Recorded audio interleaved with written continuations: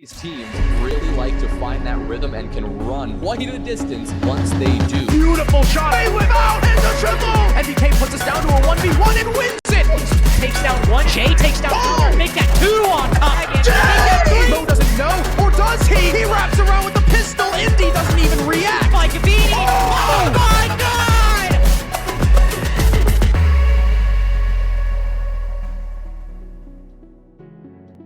Storybooks are usually fictitious tales, plots that are so unbelievable that there's no way they could ever be taken seriously by anyone. They usually end with the good guys winning, their foes vanquished, and the kingdom defended. But in reality, what is a happy ending and what is not? Who are the good guys and who are the bad guys is entirely dependent on who reads the story. This story is of a kingdom, a siege, a crown either transferring to a new owner or staying on the king's head, but it's not fiction, it's real. It's not fantasy, it's reality. It's time to see how this tale comes to an end. Welcome to the grand finals of Element 2. I'm Caliber Jacob Anderson, joined on the desk with international siege walker Connor Apolonio and former North American League champion and Sonic's general manager Seth Super Hoffman. Gentlemen, and specifically Connor, this is not the first time that you've had a front row seat to a grand final in Tier 2. How are you feeling about this one on Championship Sunday? You know, I'm really excited. Sure, we can say Element 1 was arguably the greatest grand final we've ever seen, but I like a lot of the storylines coming out, especially because this is probably the first time we've seen a qualifier team hit the grand finals immediately off rip, and the growth that Envy has shown has been phenomenal to watch, an absolute joy. Karn & Co., they sent a couple of people to the league, they have new pieces, but all of a sudden they're still just as strong because the core is just lights out. And especially for you too, Seth, you've not only had the chance to play in Tier 1 for a very extensive amount of time by comparison to most other pros, you've also had your share of time in Tier 2 at a certain point, so I'm sure you can also vouch for how important a game like this is for the rest of the scene, right? Yeah, I played, I think back then it was like 1 year's one stage, whatever it was, but that was, you know, the goal of everyone obviously is you play this, you do your time, then you kind of get out and hopefully you don't ever come back. I think this game actually has an interesting storylines into the Karn & Co. specifically group is like, if Karn wins today, how could he return to T2? A Tier 1 team has to give him a chance, right? I just feel like there's a lot on the line. Is this the final evolution of Karn descending into Pro League as he's been fighting to do for 7-8 years now? I think it's a really exciting match. I'm ready for it. It might just be about time for Karn to finally get up to the league. Let's take a look at what the bracket looks like because we only have one game on tap for today. Our grand final is Envy and Karn & Co. Now, some people might be confused about who Envy is. That's a name that has not been seen up until this tournament specifically. A qualifier team, the #1 overall seed coming out of the Swiss stage, and Karn & Co., the returning champions from Element 1 with only a couple minor tweaks to still maintain the same core that won a championship only 162 days ago. And Connor, just from a brief glance, if both teams are in the top 3 of every statistic, I think this is probably the best matchup that we could have had on paper. Yeah, this is the creme de la creme in pretty much every single stat that I possibly tracked, and overall, even the difference between second place, third place, first place, second place, first place, the gaps are so incredibly small. Sure, for Envy, you look at their overall progression here, their round history, their team history, who they played against. It's flawless right now. There is not a single blemish on it far. They've only dropped 2 maps, both of those being here in playoffs. Meanwhile, Karn, they've dropped quite a few. Karn & Co., they lost to Wanted Goons, sure. They slayed those sort of skeletons in the closets here in playoffs, but once again, that Alpha Theris loss has us thinking, you know, maybe, just maybe, this team has a weakness, but in the same time, Seth, beating CLB 2-0 is almost like a great strength. Yeah, I think what's interesting to know is how Karn & Co. were highly ranked in all those categories, but we saw their Swiss stage wasn't so great. So to me, that kind of implicates that Karn & Co. have been on the rise, moving their way up in those defensive and attacking stats, while a team like Envy, who were very dominant in Swiss stage, have dropped a match or a map in both of their matches so far, which I think even us were a little surprised. I think both those matches, honestly, we predicted 2-0, so they're maybe dropping a little down. The thing to note is that Envy were so dominant in the Swiss stage that them underperforming and dropping a little bit still puts them top 3 in every single category. I think this is probably as best a match as we could have seen looking at the brackets. It seems pretty even, at least on paper. Well, let's do our due diligence and talk about both teams equally in this case. There will be some teams familiar with both and some people familiar with none, so let's dive into it. This is Envy, a team that came out of the first Element 2 qualifier. Fens, Hero, GBO, Diffuser, and Kobe, a squad that a lot of people were probably thinking would go out way sooner than they did. But not only did they qualify for Element 2 in the first place, they went 3-0 without dropping a single map through the Swiss stage, 4 straight maps, got themselves the #1 seed heading immediately into playoffs. Connor, since then, they have dropped a couple of maps, but this is still the most solid roster that we've seen on paper so far through this tournament. Especially because so many of these players are up-and-comers. Somebody like Kobe has no experience. He came out of nowhere. And on the rest of the roster, sure, you can say that throughout Swiss stage and early on, Kobe was that dude. But here in playoffs, it hasn't been that the case at all. We've seen Fen step up, Hero, as well as Jibo. Sure, now we're waiting for Diffuser to step up because he was once again one of those good players throughout Swiss. But once him and Kobe kind of reach their full form as well, joining the rest of the team that has stepped up so much, I think they're going to be absolutely so hard to beat. Yeah, I think looking back at what we literally just talked about a minute ago is that you see their attacking percentages there, right? They were down to 50%. On that day one that we talked about Envy, remember, they were almost at 80%. We were talking about, wow, like that's almost unsustainable. However, they've made up for that by their attack, their defense, which at the time I think was bordering around 50%, has now risen to be top 3. So I think it's really important that they're kind of falling back to the norm. It's just going to be interesting today because they haven't played a team like Karn Co yet in the playoffs, but they have struggled a little bit. You could even argue they should have lost their first round match if not for that crazy play on Oregon. So I'm going to be interested to see today if they want to revert to that Swiss dominance and get, really solid attacks going, or if this is going to be more of a defensive battle between the two. Well, that's who's in the red corner. In the blue corner, the current champions back to defend their title, Carnage Basketball and Company. 3 players on this team were Element 1 champions, Carnage B, Wi-Fi, Kixrow, otherwise known as Julian, with the additions of Giddy and Gunner as a literal last-second add. Given the way that everything shifted up in Tier 2 before this stage began, Seth, it feels like this was probably the best-case scenario for who they could pick up to replace 2 people that they had just won Element 1 with only a couple of months prior. Yeah, I mean, I think they said in the interview yesterday even that Gunner was like basically a last-minute pickup. Gunner was DMing every single team hoping somebody would pick him up, and he just happened to be able to get on the defending champions. And Giddy I think he came out of retirement essentially to back into Tier 2 when he was already on a very solid team in the previous year on reality TV.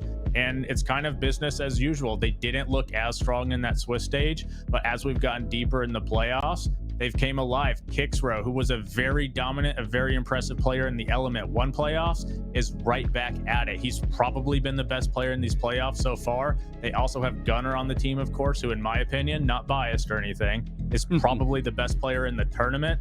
And I think they're looking really strong. I think going into this match, they have to be a favorite. I think all of the pressure really is going to be on Karn & Co. because they know it's at stake, right? I already talked about it.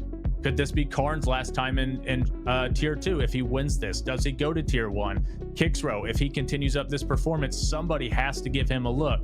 Wi-Fi, he's going to go back-to-back. Like Gunner, trying to get back into Pro League. There's a lot of pressure for the players of Karn & Co., where I don't think Envy are necessarily thinking about things in exactly the same way.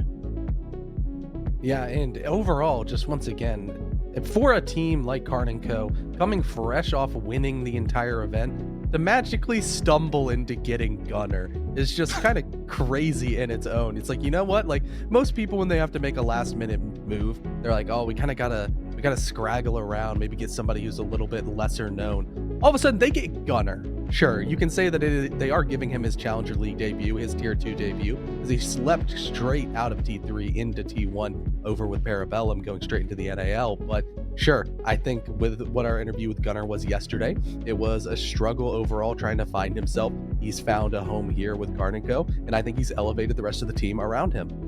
We highlighted how good both teams are on a base level on both attack and defense, and they're essentially neck and neck. Connor, we also found 2 players who are neck and neck with one another coming into this game, and they're not exactly the standouts, or are they? Who are we talking about here in this comparison? Yeah, you know, most people would be like, yeah, it's going to be Kobe versus Gunner. No, it has been Fens and Kicks Row stepping up here in the playoff. Fens had a solid enough Swiss stage, but he's elevated his rating quite a bit, and he's one of those players that has been able to take over games all by himself, mainly thinking back to that dilemma game where Envy on Oregon was struggling besides when Fens started going huge. Meanwhile, we saw against CLB, Kicks Row was just lights out, absolutely phenomenal. 4Ks, clutches, just looking absolutely incredible and making a name for himself in a way that he's such a versatile player. We've seen him play a variety of roles, all the way from support to primary entry, showing that he's a Swiss Army knife that is ready to be used. So I think you. Oh, sorry. go ahead. No, go ahead. I was just gonna say, I think you look at the stats of those guys, and what's crazy is that Kicksrow coming into these playoffs, he was like middle of the pack on their team. He's almost plus 40 now. That's almost exclusively in the playoffs. I think this is a big moment for him to like. He goes off here. He just has to be in Pro League. There's no way about it. He was basically the MVP of Element 1. Packer got the call up. This is a big opportunity for him here. It's certainly a really interesting dichotomy for a team that is literally setting a new career high by even making it to a Tier 2 Grand Final in the first place, and a couple of guys who have already been here combining their power with somebody who has been to international lands before. We talked to both of these teams before we jumped into this matchup. Let's see what they had to say.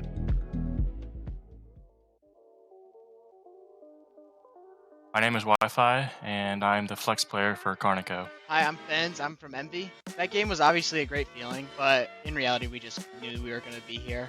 Like, the entire time, this was the expectation. You know, we put in a lot of work in the off-season. You know, we played Xenon, we won that. We scrum most days, and we take practice, like, seriously. So we're always here, like, to improve and show up when it matters. So I think it's really just paid off in E2, and, you know, we got one final step to go.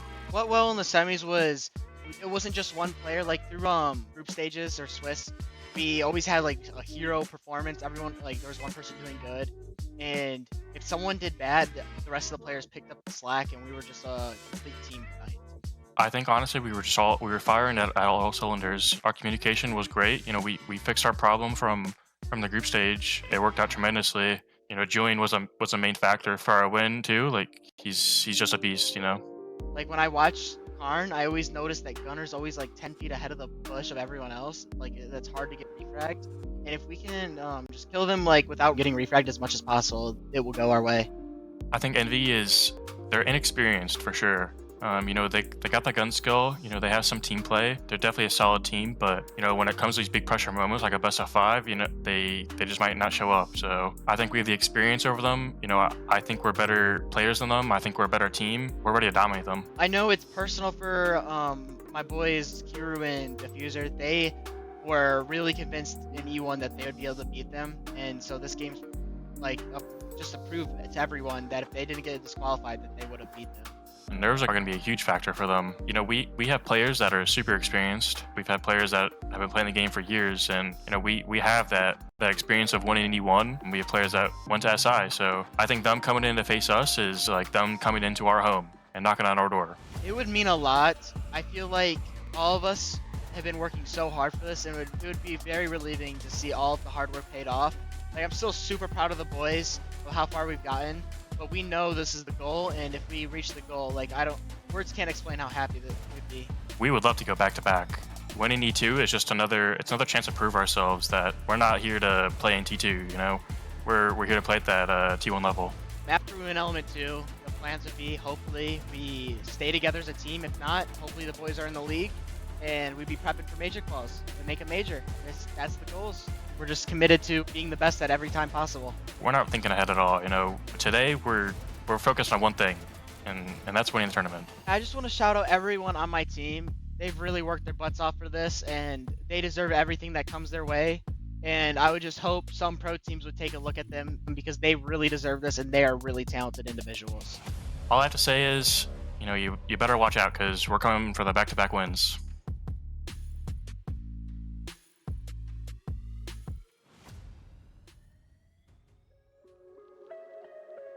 The paths for both teams to get to the grand finals honestly could not be more different, Connor. One of them was winless won every single map all the way through the Swiss stage, and the other one had more Swiss struggles. But since then, there are instances of Envy actually losing maps at both of their best of 3s in playoffs. Meanwhile, Karn & Co have won their last 6 maps straight.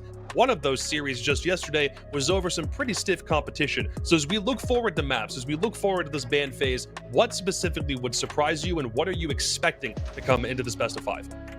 You know, I was gonna say it's gonna be an inevitability that Skyscraper gets banned by Karn because they're a smart team. I talked about yesterday that, you know, with Envy on Skyscraper, they slap their knife on the table and you know what you're gonna get. SSG Academy, they went in and tried to fight that. They put a plastic spork on the table. But right after a 7-0 victory on Skyscraper against some dang good pro players, it looks like Karn & Co slapped a machete and are going to be almost having a sword fight against these rosters.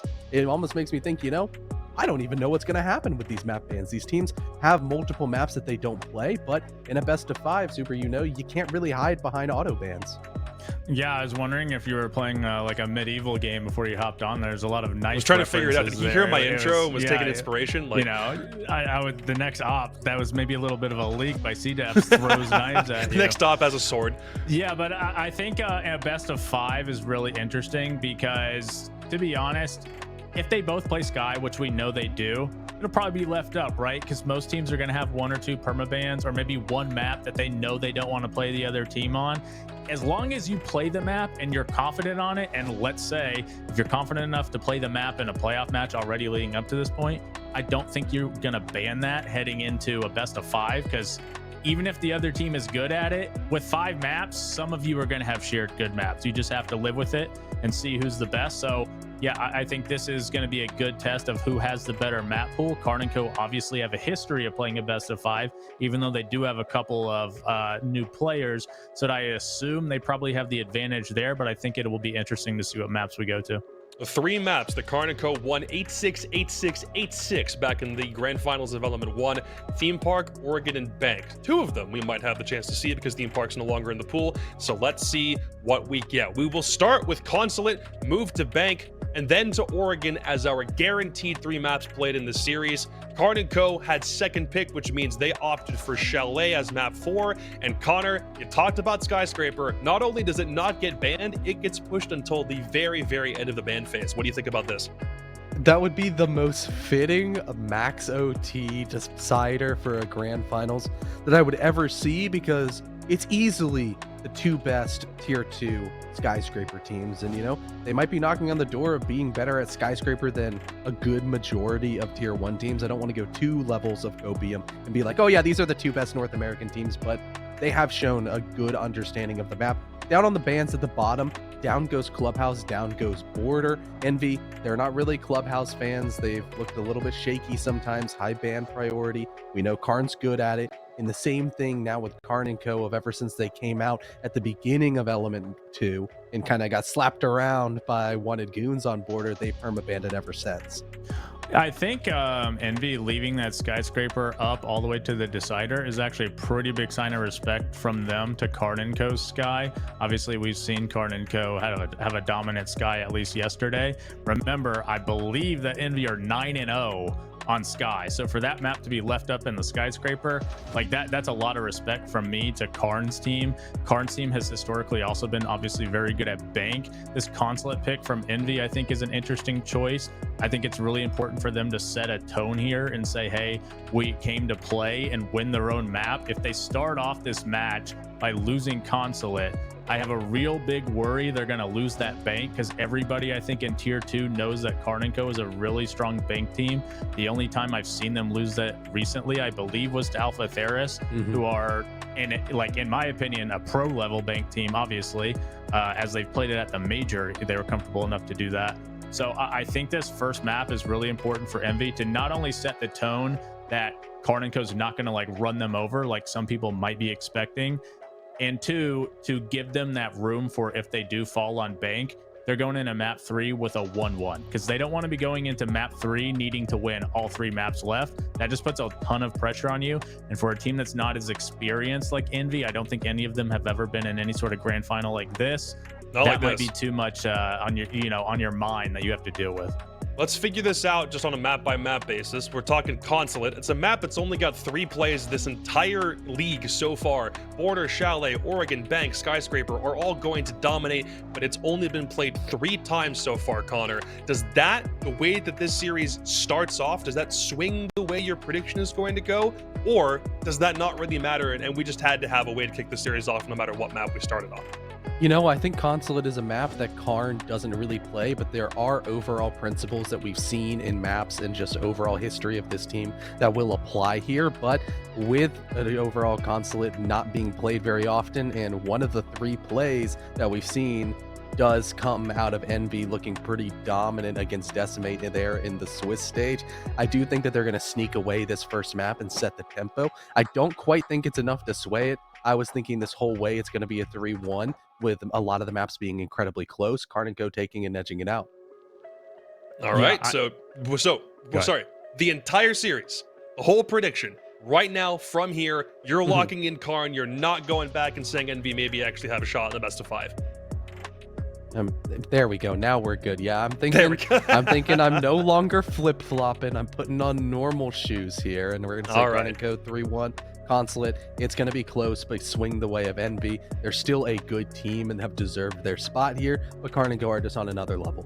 All right, sounds good. Seth, final prediction. What do you think? Yeah, I mean, you can tell I keep interrupting you. I'm just ready to crown Karn and you know, get him that back-to-back. I'm ready to see this. I'm ready to get all the Karn and Co team into Pro League. I just can't wait. I'm just talking over everybody. Let's get it done. Karn and Co's going to win this game. This first map is a must-win for Envy. It's weird to say that, being it the first map, but I really think you start this with an 0-1. It's going to go to an 0-2. I don't see them winning Bank, and then that's going to put too much pressure on them, I think. Envy got to win map 1, but either way, Karn and Co takes the series. All right, you gentlemen ready? Because it's time! Will the usurper snatch the crown from the king's head? Will the empire continue on as it has before? Who will embrace the elements? Down at ringside, Harrison Crow-Broder, Jonathan Fellow-Seach, and Jonah Jays Wills-Willinger. Oh boy.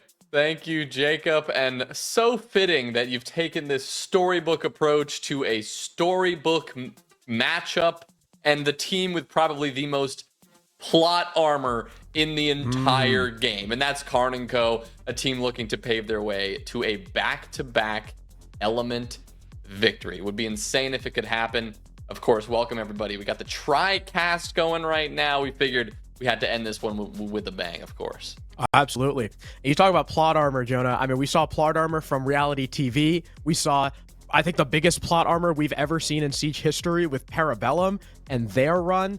And of course, you know, a different system back with ESL because they had promotions and relegations, but the only other team to win back-to-back other than RTV and Parabellum was way back in year 2, and that was Onslaught. That was like Lycan's team. Again, different system, but Karn and Co would be joining, quite the roster, the T2 rosters if they end up winning back-to-back. And as we know, BO5s, it's a test of endurance. We saw Karn and Co come back from being down 0-2 in E1 and winning 3 straight overtime maps, whereas Envy have never been in a best-of-5 finals in a tournament as important as this. I mean, you can go back to even pro teams, right? Remember that Empire G2 final in I believe it was Paris? And that best-of-5, Empire just completely lost steam. So a lot of people tend to overhype experience, but I think in a situation like this, it's going to really work to Karn and Co's advantage. And it's so interesting having the theoretical underdogs also be flawless all throughout Element 2, even going, top-notch during the qualifiers as well to get into the regular Swiss stage. Envy have a lot on the line to prove themselves, although they've already come from such a far place as is starting in their T2 debut. We're going to Consulate as our first map in the best-of-5 series, and starting out with some pretty typical bans, I'd say, for Consulate. Dokkaebi for a lot of info denial, Ying for execute denial, and of course, Fenrir Zombie, because they're some of the most annoying operators in the game, given how, I guess, boxy the Consulate rework has now made this map. Yeah, the map is really crazy, and it was especially wild to see it played, the most played map at the major, because it's a map that is maintaining that same structure, the same bones from the outside, but inside, I mean, they've added so many rooms, so many different areas that attackers can approach from, so much different leeway for the defensive team to move around. It really just has changed the game. It's been good to see teams get used to that. But you've got to wonder, are Envy ready to walk into this? They got to go against the more experienced team, against Karn & Co. on territory that could be a bit more unfamiliar to them. And as I think was pointed out heavily on the desk, this really does feel like a must-win for Envy. They got to come out strong. Karn & Co., not only do they have the ability to not pull punches, to swing for the fences, they also have the ability to make insane comebacks. They did it in the Element 1 Grand Final where they had to pull off the reverse sweep to win. Envy do not want to put them in that position, but they also need to start out strong, and it starts here on Consulate. There's no other way about it. Both these teams being rather aggressive. We saw Karn & Co. on Skyscraper specifically having every one of their teammates be proactive in the entry department. Whether they were winning or losing them, they were still willing to engage in those first opening gunfights. So I imagine we see something similar in this matchup. But Envy are more than willing to get their hands dirty as well, as they already have Fens entering the building and creeping up the yellow stairs in case there's some roamers nearby he could try to isolate for free. You mentioned the Karn & Co. roster being super active in the entries, and it's a completely different look at Karn & Co., right? We used to think about Karn & Co., oh, they're so slow and steady, they're super structured, but like Wi-Fi said in the interview, they've gotten a lot more explosive. And as the desk mentioned, you know, we've highlighted this is going to be a must-win map for Envy, but I definitely don't think it's going to be... It's not a terrible map for Envy. They already showed us they know how to play it. They played it against Decimate, and they actually went 4-1 on their attacking half here. So we talk about Envy farming those attacks on Sky. They also did pretty well here on Consulate, too. Minute burned away. Kira holding a cutoff angle over through the top skylight as the rest of his teammates are now beginning to enter into the building, and Diffuser catches Wi-Fi by surprise, and that's the Warden dead, and one of the best performers so far, statistically speaking, off the board from Karn & Co. as well, as the rest of Envy now try to barrel their way through top yellow against these smoke grenades.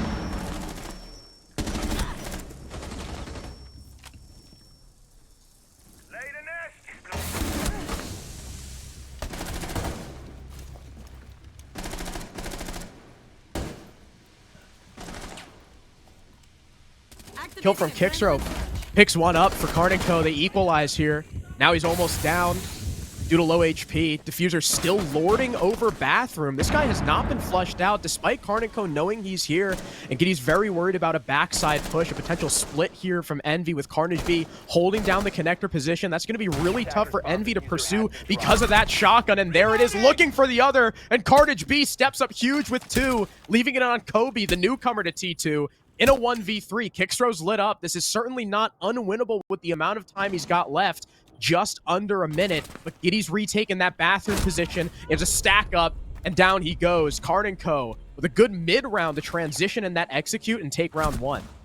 Being able to flatline that yellow stairs walk up with an effective tag team from both Khan and the main CEO area, and those toxic babes to also completely halt Envy from getting any more map progression during that execute phase. On top of that, they also had no pressure being put down on the spiral side of the map until it was far too late. Karn & Co. had already won all of their gunfights across the map, leaving Envy little to no options. It was a good start by them, don't get me wrong, with that first opening gunfight, but after that, things slowed down tremendously when their plan A backfired. Yeah, sorry about that, boys. Disappeared on you there for a second, but Karn & Co. certainly, Karn & Co. certainly did not, right? They did have a pretty stalwart defense, and again, we talked about their ability to play this very frag-heavy game that we don't usually see from them very often. They can go toe-to-toe with the best. They proved that there in round number 1. They got every single trade they needed to. Maybe it was Envy to initiate. They got the opener. Karn answered. Envy then pressured again. Guess what? Karn answered, and they could just keep going with that pressure until the end of the round. It's exactly what they needed to do to begin, but it's also a great way for us to see what Envy is bringing to the table here, boys. I mean, they showed us that they are not going to just sit back and wait. If they see an opening, even at 90 seconds still remaining on the clock, they are going to push through that opening and try to take control. We saw more of a stalwart defense by Karn & Co. when defending the top floor, but now they'll have a pseudo extension all the way up above and use the map to its fullest extension by having everyone active in this round, whereas Envy might be looking to try and avoid some of that pressure on the top floor by creeping their way down into the basement and maybe using the Montane as a spearhead, not only for extra info, but also creating a protective barrier to take more advantageous gunfights with the help of that info guaranteed by both the drones and the previously mentioned Montane. Oh my god, John, they're pushing the room. This is a full frontal room assault from Envy, aided by that Monty. I was a little bit worried because, you know, as we see on Consulate, most teams do like to completely clear the top 2 floors, work vert, and for a Monty, with the amount of destruction there is on this map, that can be a little bit dangerous, but he is hell-bent on clearing Gunner. We know Gunner on the Solus, he can waste a hell of a lot of time. For now, he'll back out. At the very least, he escapes with his life, and Envy have a pretty quick horizontal clear, but their next target, it looks to be not this mirror window, but actually to go upstairs and get out Kixro from Tellers. Kobe takes the first initial fight, ends up falling back behind this Monty, and here comes Wi-Fi to assist. To back off a little, Wi-Fi spots the backside of Ash, but Kobe still wins that first confrontation, but this could be massive for the roaming mute. Wi-Fi good for 2, and eventually traded off by Fens, but still, that's a massive opening, at least collected by Karn and Co, trying to equalize once again in the mid-round, but Envy are still fighting strong, having that man advantage, and still keeping the Montaigne alive, so when they re-advert their focus back down below, they'll still have a great way to make space to maybe force that post-plant position. Yeah, Karn and Co playing very mobile here, but as you said, it got them into a little bit of trouble. They lose their lives here, and now they find themselves on the back foot in that 2v3. The Monty's still up. It's a big threat for Envy to still have in their back pocket. They've got the advantage, and one of these 3 players is a brick wall of information. Now, Fens going down could change the game here. That's a great kill from Gunner, re-aggressing up the stairs. Karn, though, is going to take the brunt of this attack next. The Monty around the other side. C4, too far. What? No, it gets it anyway. Jibo sky high, and Kobe is now all alone. A quick turn of events as Karn finishes it off with a nice 2-piece, and Carnage B and Karn and Co take 2 in a row. Massive play by Gunner being able to isolate Fens as he's still clearing out that middle floor, and Karn as well being able to also go 1-for-1 against the Montaigne, which was the main plan that Envy was trying to establish when pushing in on that basement floor. With both those problems being dealt with, it was a 2v1 for Karn and Co, and they cleaned house once again, and for the second time off the back of a fairly successful mid-round readjustment. This time it was more off the back of a flank by either Wi-Fi and Gunner respectively in that round, in comparison to just holding down the fort on that top floor. Being able to, you know, leave up that Monty in that 2v2, right? I mean, John, how many times have we talked about it? When you're down in man count, or you've equalized in a 2v2, 3v3, whatever, you're basically down a gun because one of them is the Monty. So the Monty is forced to have to push in onto Carnage B to make that space and give Kobe an opportunity instead of just leaving the Ash in the 1v2. But that Nitro Cell, don't know how it killed the Monty. It looked like it was going to go way too far, but it worked. And Carnage B, he stepped up huge yesterday in map 1, and he's stepping up huge now. Pulse being brought out along with several other, or at least one specific info operator of Gunner. We've seen the info be quite solid for Karn & Co. Once again, being able to spot a lot of opportunities in the early and mid round, and there it is, Gunner ripping the head clean off the Jibo's shoulders. That's the Nook gone, so that lurk potential is almost completely down the drain in this round. Yeah, I think Karn & Co. got tired of losing that opening battle, or allowing Envy to at least get the upper hand early. Gunner will take matters into his own hands and start round 3 off strong. You mentioned the information, John. You also have so much explosive power. 4 Nitro Cells in pocket, and it will really be a challenge for Envy just to get into the building. Not just because the gun of Gunner is up in their face, but again, like you said, because the information and the C4s that Karn & Co. have lurking in their back pocket. Still Envy trying to deal with this top floor extension, yet a little concerned if One's just waiting around the corner by that natural cover. More info being sacrificed for this top floor, but having the mirror windows to help assist as well, and those previously mentioned nitros, is going to make this such a challenge. This is the Gunner C4 that we've known since the old days of Consulate back in T3 on that aerial roster, but Diffuser's just going to go right on into Visa, take the head off of Kixro. Finally, they've been equalized, but Wi-Fi will say, no, sir, we want an advantage, but Kiru's lurking down below and kills him up through that hatch. The worry here for Envy now is, yes, we're in a 3v3. The time is starting to tick, and they've lost half their drones.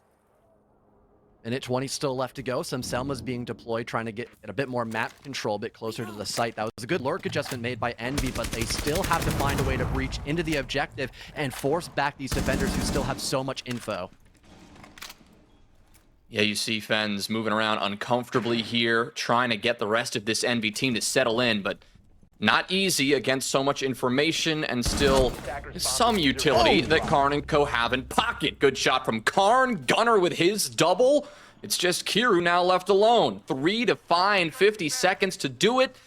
Sure, you've got some time, but that is a lot of bodies to find, and, well, just one man alone? Yeah, sorry, that's not going to happen all that easily. Giddy will be the one to close it out, but that is 3 in a row for Karn & Co. Talk about starting hot on Consulate.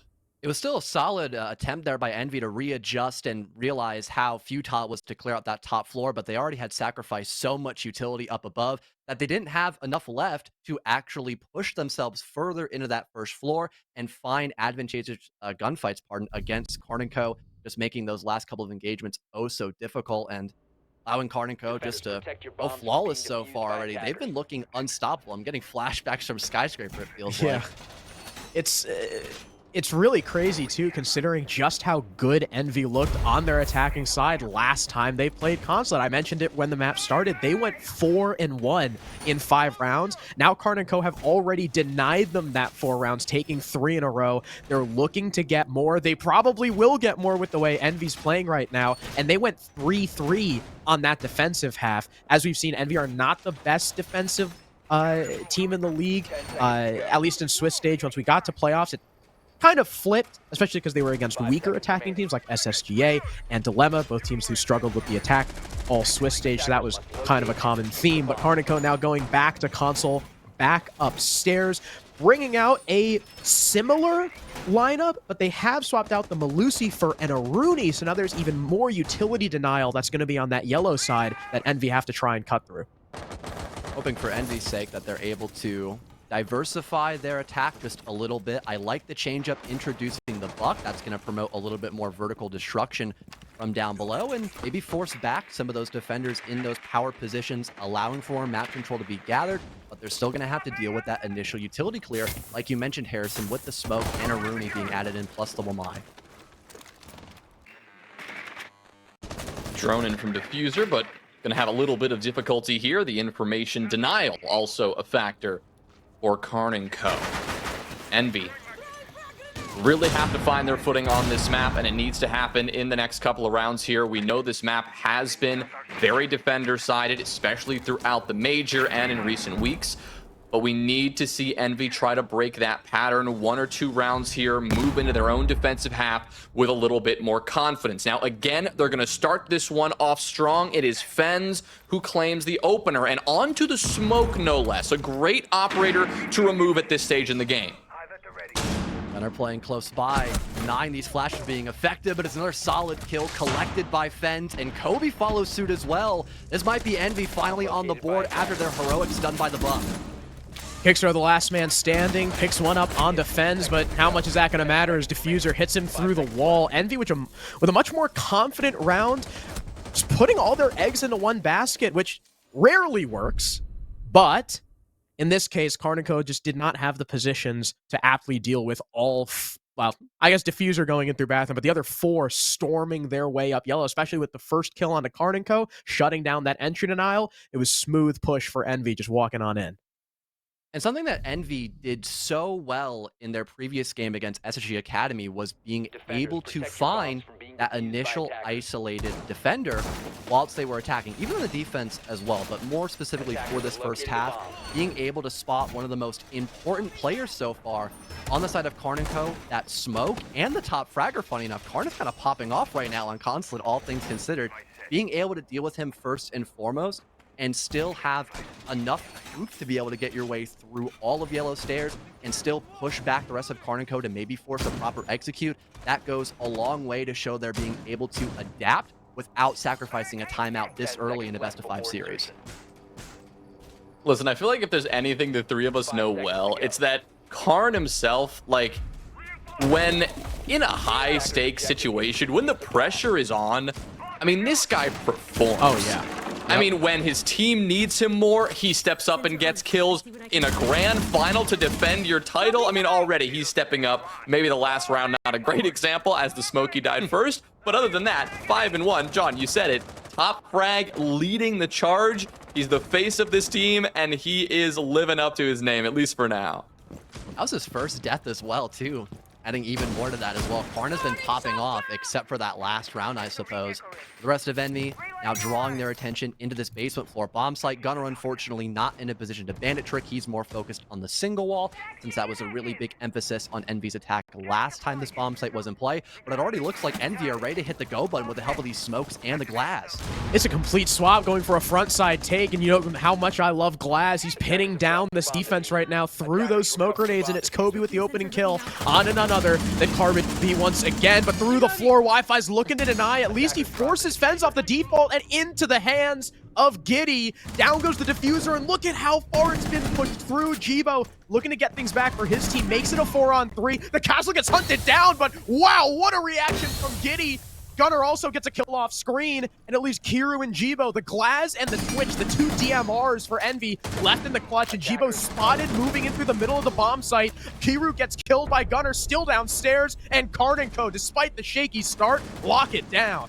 And Envy falling for the unfortunate trope of when going for a direct take, they still cut corners. With the new Consulate rework, it is so easy to get vertical up above the bomb site in the basement and shut down the plant.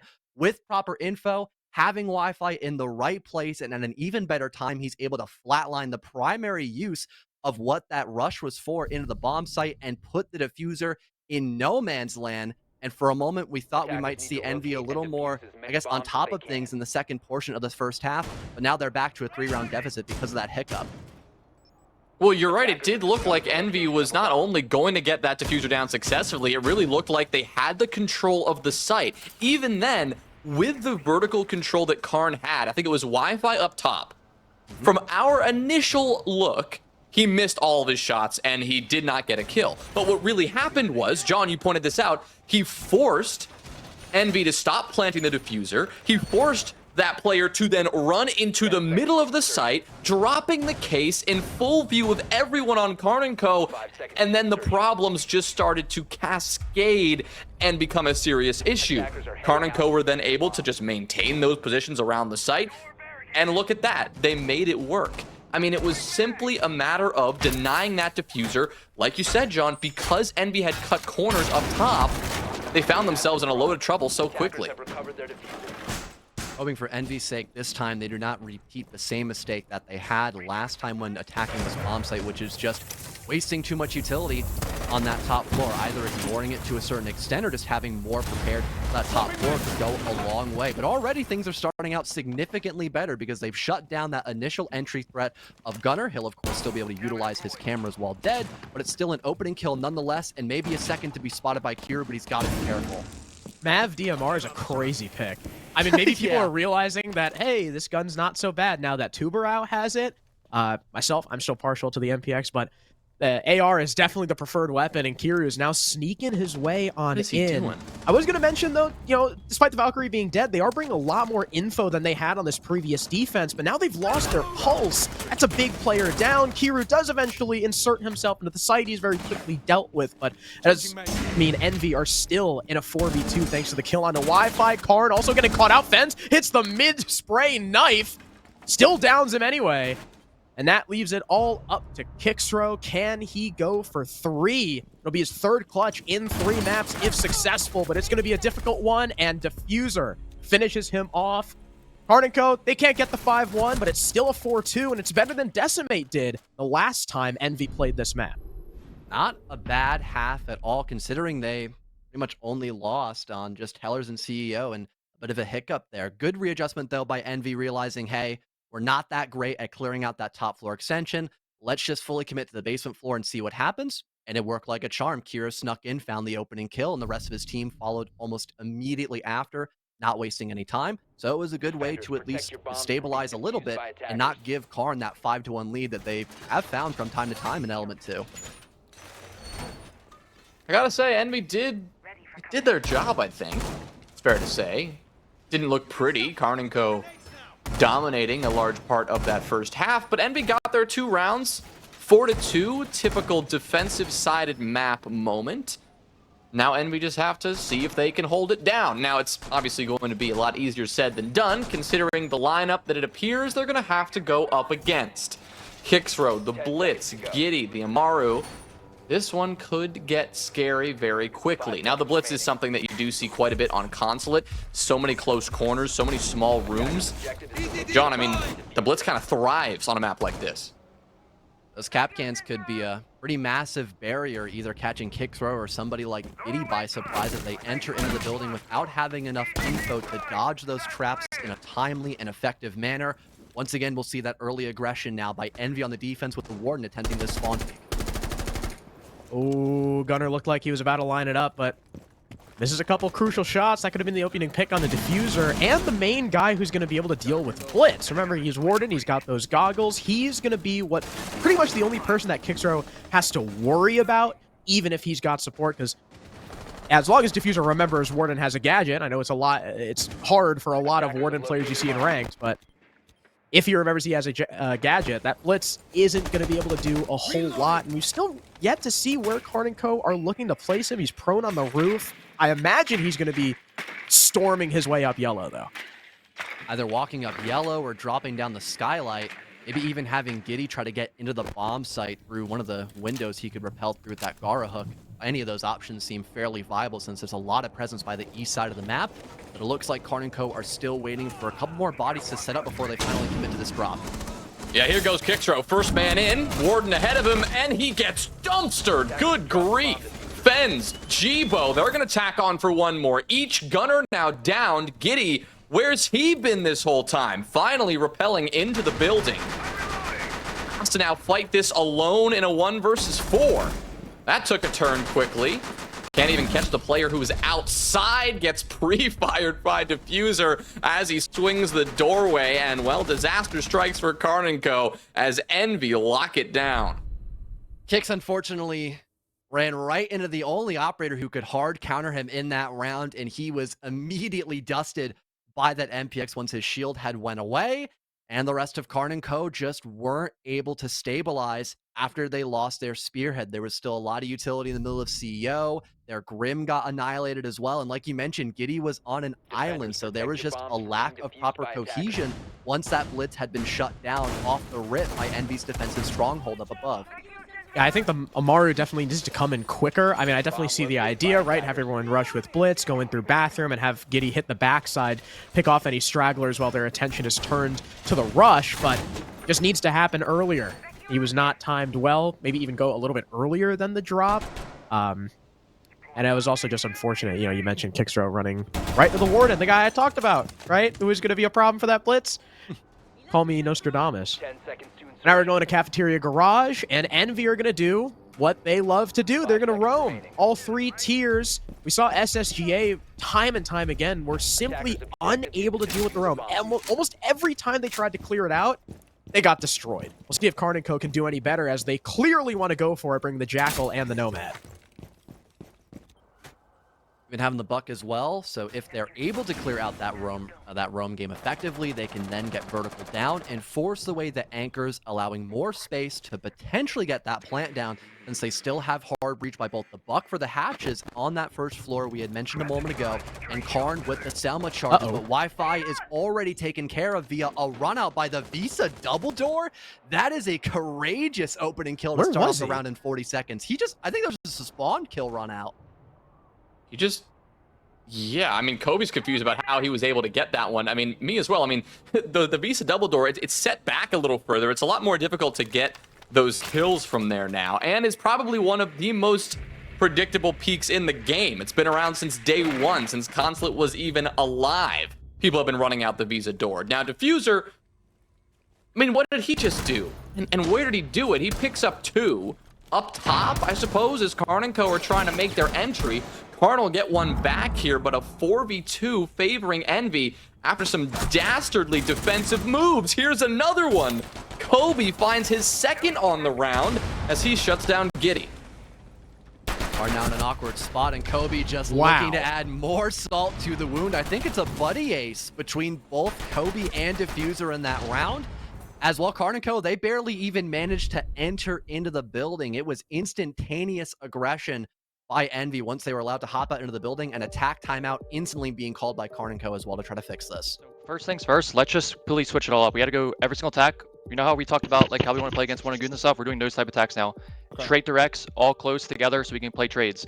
Also, they're playing aggressive on hot outs too, so you need to be ready for that. They're probably gonna run the solos every single round. So anywhere you're gonna be on rappel or trying to walk through the map, like they're gonna have solos from below try to impact you and stuff. So you guys need to be able to shut that down. They're gonna go offside here though, but I want to talk about the top floor clear real quick. I think we just go to an admin, we all stack admin, bring a Flores, get that shield off Soda, and you guys will be fine. Check for frost mats and Capkins admin side. They might have them on their repellents, so just double check that. Bring the Flores for the shield, and you guys will be good with that. And then for basement, just do a straight back take all together. If you wanted to, I know we did it before. We run a blitz for the backside take for basement. Loki could do that too and get space with that backside for basement. But other than that, everything needs to be just close together so we can play trades. And just worry about just check for the solos too. Like he could be calling for info and stuff. Like I might hop out shit.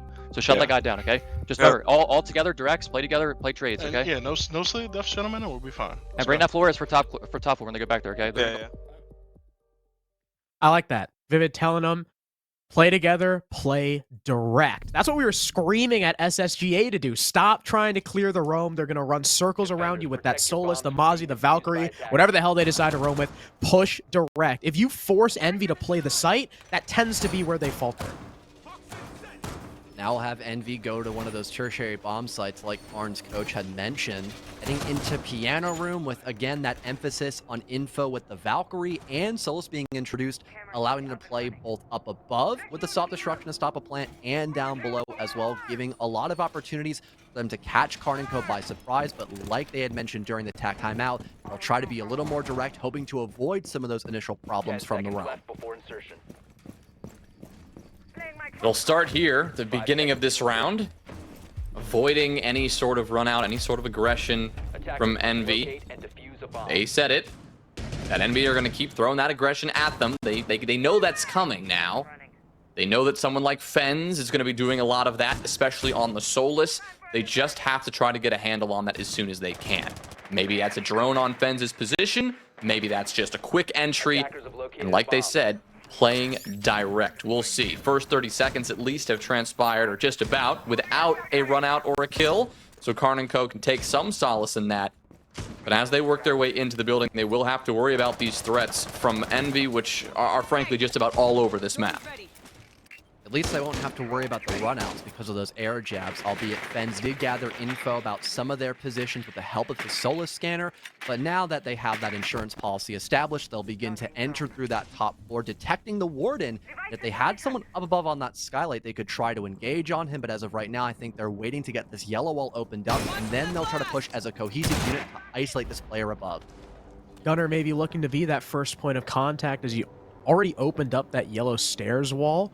Kobe has since backed way off. Karn, I can't tell if that drone is on the top floor, but they may have seen him. And right now, Karn and Co are probably just trying to figure out where they want to put their pieces so that they have the necessary positions to refrag. That's going to be their most important thing. Against a team like Envy, you cannot expect to win every gunfight. What matters is that you have to trade yourselves out because, as we've mentioned, if you force them to play the anchor game, they're likely going to lose. Nice opening kill by Wi-Fi. Gunner has to be careful, though. We saw someone top spiral for just a second there, and Envy, they've spent a lot of time off the clock here for Karn and Co. Now they've detected at least the Montaigne's position, but Kobe just ignores him and lands a nasty shot against Kicksrow, and this top floor presence has still not been fully flushed out just yet. Kobe, first line of defense, and he is a brick wall in Karn and Co.'s way. Giddy on the swing will take care of him, though. A great shot, and now Wi-Fi secures his triple as Fens is finished off as well. Diffuser, he's been spotted. He needs to move because Karn and Co. are bearing down from just about everywhere. Talk about making a lightning-fast move. Karn and Co., they took care of Kobe. They took care of those top floor players, and they wasted no time turning that into an execute. Sticking to their guns and keeping themselves as a cohesive unit that allowed Karn and Co to take their time, gather info on one specific part of the map, and figure out who is the most vulnerable to get that opening kill, forcing Envy to make that decision mid-round of whether they want to continue to play on that top floor and look for more kills to have an advantage in the late round, or try to fall off and play a little more even in the final minute. They opt for the first selection there, and it frankly backfired because Karn and Co were still playing as a full force on one side of the map, able to play for way more trades and still having the Montana have a little bit of breathing room.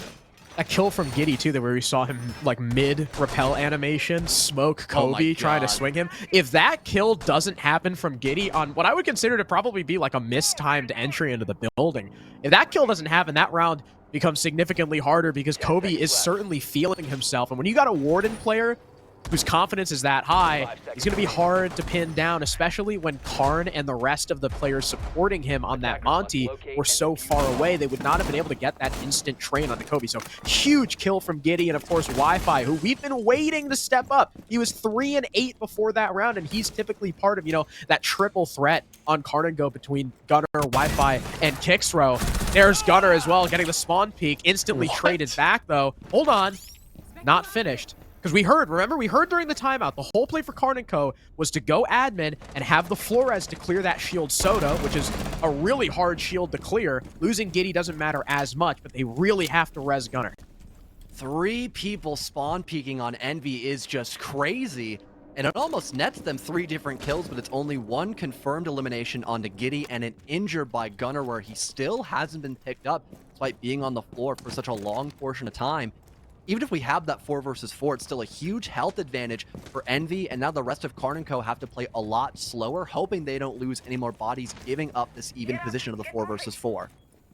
It's crazy. Consulate was reworked, yes, but there are still a ton of windows facing the entire outside of the map, and Envy are taking full advantage of that. That was an absolute insane amount of aggression from them on the defense, but it worked. There's no other way to spin that. Yes, they lost G-Bo, but they did a ton of damage to Gunner. They killed Giddy, and Karn is also on his last legs here. A full 90 seconds for Karn & Co. here, but they have gotten pretty much nothing done. They've been busy working their way around the map, just trying to get in the building without dying. On most maps, wouldn't be a problem. Right now on Consulate against Envy, a real nuisance just to get in the door. Given up by CEO side and look towards admin, but with the Solus pushing so aggressive over there, they'll be able to get that info almost immediately, giving time for Envy to readjust and now look more towards admin to shut down Karn & Co. And remember, that linchpin, the Soda shield, that's Gunner's main job. There's no mute on the board, so if that shield is even there, I don't know if I've seen it yet. I see the Frost sitting there, so I'm going to assume they've got that shield. Yeah, there's no mute, so as long as Gunner's drone lives and gets through that drone hole, he'll be good as gold. He's on that Rotero. This is the moment of truth. It's coming the opposite way and gets shut down. There's a drone hole right next to him, and they don't use it. And he's already somehow used 3 drones on something else. The backup is here with the nade and the Gon 6. They're able to deal with it. Because they're so far away, it's not the same as a Rotero drone sitting on top of Kiru. He's still free to sit here. Wi-Fi gets cut down. So does Gunner. It's all up to Carnage B, and Envy lock it down, taking round 10 and putting themselves up 6-4. And a brilliant gamble as well by Envy, sacrificing so much in the early round to slow down Karn & Co. That was a beautiful showing by them. So much aggression the first minute of the round, and Karn & Co. I mean, they had nothing left to do there in that position. They had to completely rotate back over to admin side, and it didn't work out. They didn't have enough utility left to clear out that shield effectively. It was still a bunch of kills being collected by Envy, and now they're tied up 5-5 going back to the basement. Yeah, still anyone's game here. This one is not going to be easy. I think that much is certain. In Element 1 Grand Final, every single map went at least 12 rounds. The first 2 went all 12, 7-5. Karn & Co. lost them. The next 3 maps went 8-6, 8-6, 8-6 in Karn's favor. The point is, Karn & Co. are used to the grind. They played maybe the most exciting Grand Final we've seen in Siege, but at least in T2. You can't argue that. Here they are, going for it again. And this time it is Envy up against them, pedal to the metal, and here we are, guaranteed to see all 12. Who knows if Karn and Co are going to be able to pull this one out this time, but one thing is clear. The strategy from Envy, this ramping up of the aggression, that is going to stay the same. Fuser attempting the run out and reinforcing off the single wall, not being punished for that move.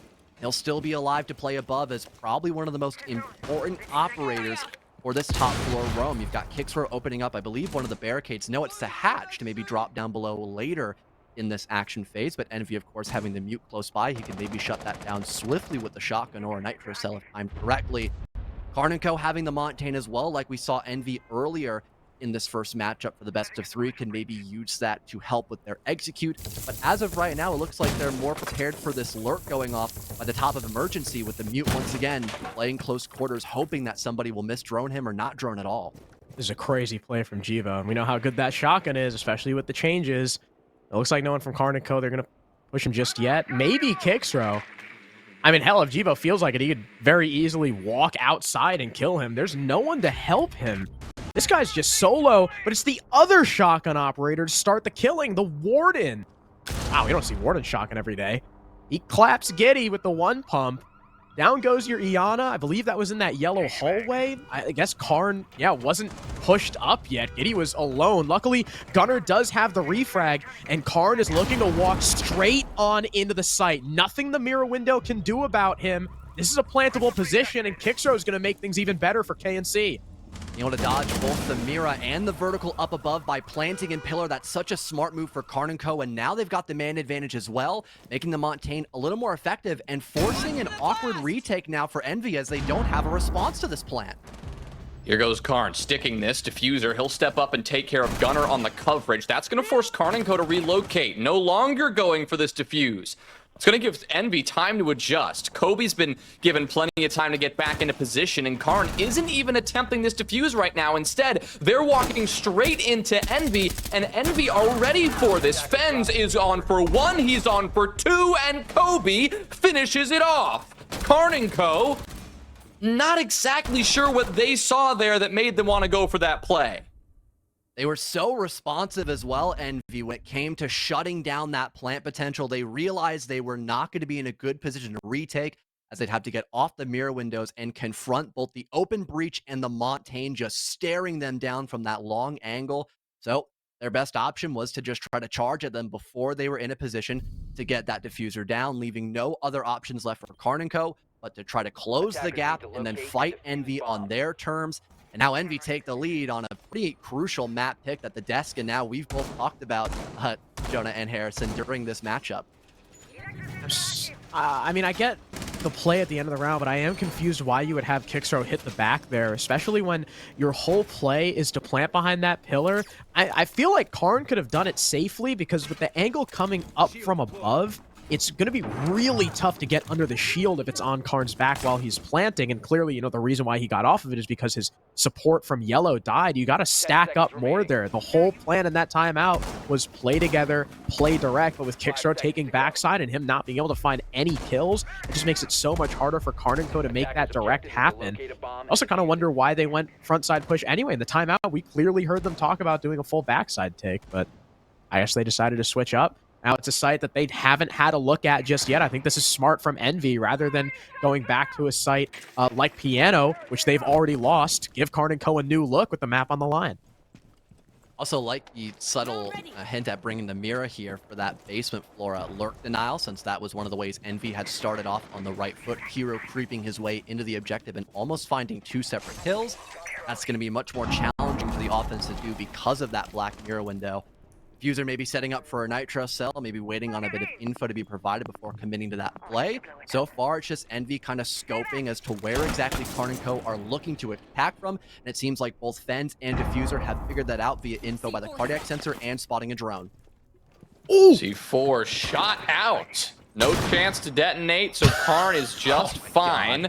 The flashbang did not get through the window, however, so that will take that epic cool play of denying the C4 and then embarrass themselves. So, 1 for 1, no blood. But Karn & Co need to not just sit idly by and take a even round where they're alive. They actually have to start making some good progress here. It's match point. overtime is what they need to continue this. You see Gunnar rotating all the way around, trying to get some support from the other side.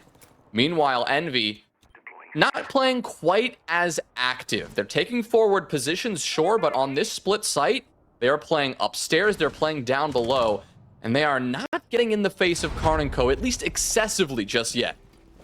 There's a good chance for Envy to get vertical both above and below the objective to stop that plant from going down. So it's going to be a little more space provided for Karn & Co. to sure get into the bomb site, but that could be a massive death trap unless they play their cards right and dodge the C4s.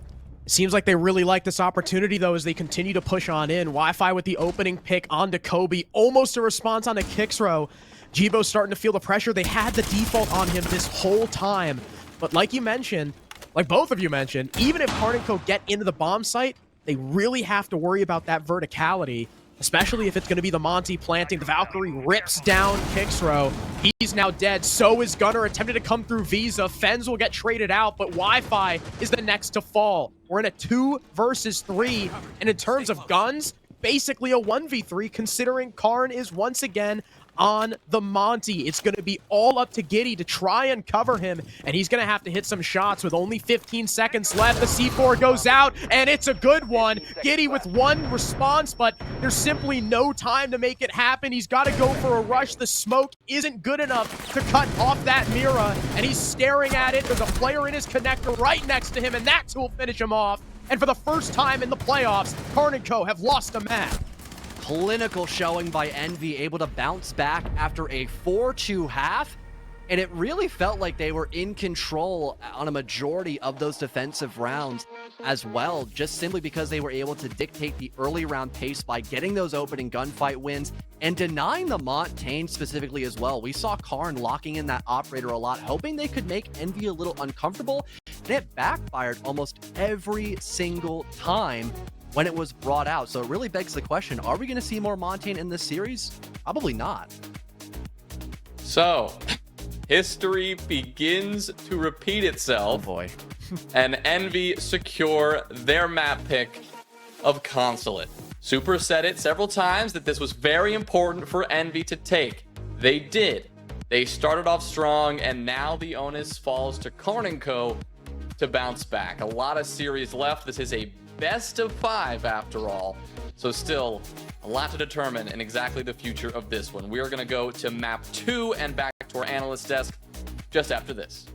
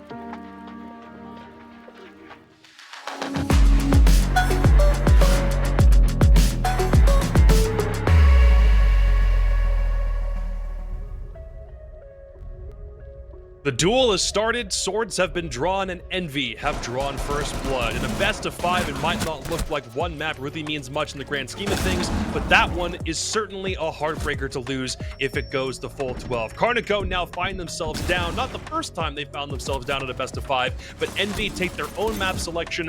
Little bit of a scare to start things off set. They were down 4-1 in that first half, but they end up coming back 4-2, and then in the second half, it's all them all day.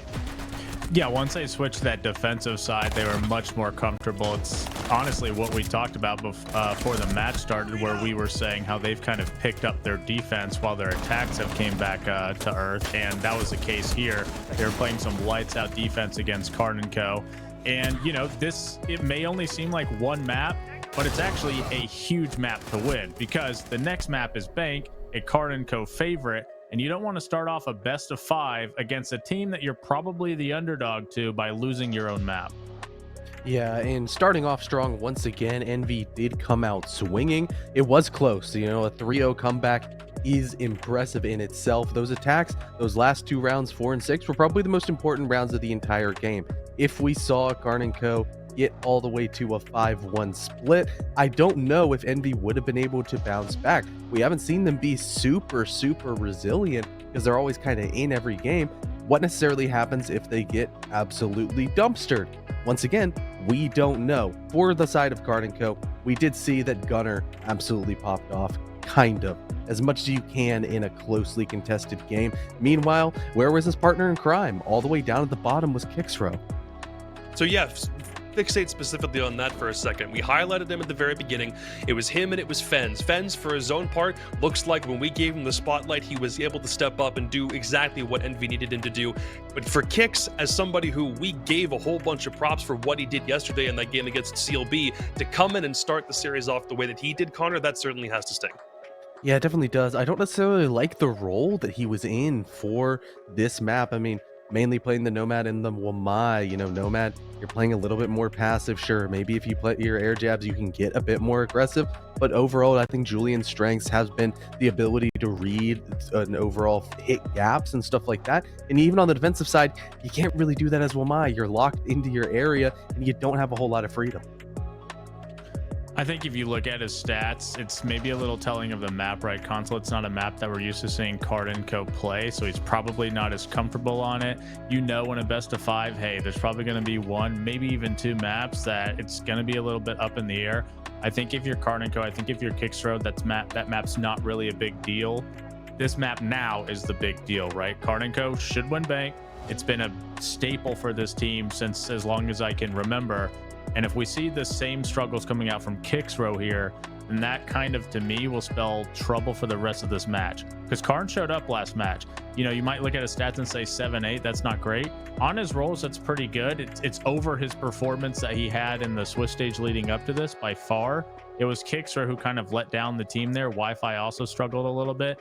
I expect them to pick it back up for Bank, which we know they're comfortable playing. Connor, give me the stats breakdown on Bank specifically. This is a map that gets a lot of play in Element. Just in general, it's the 4th most played map, tied with Skyscraper at 7 plays coming into today. But what specifically about this makes Karn & Co such a beast on Bank, and why'd they pick it?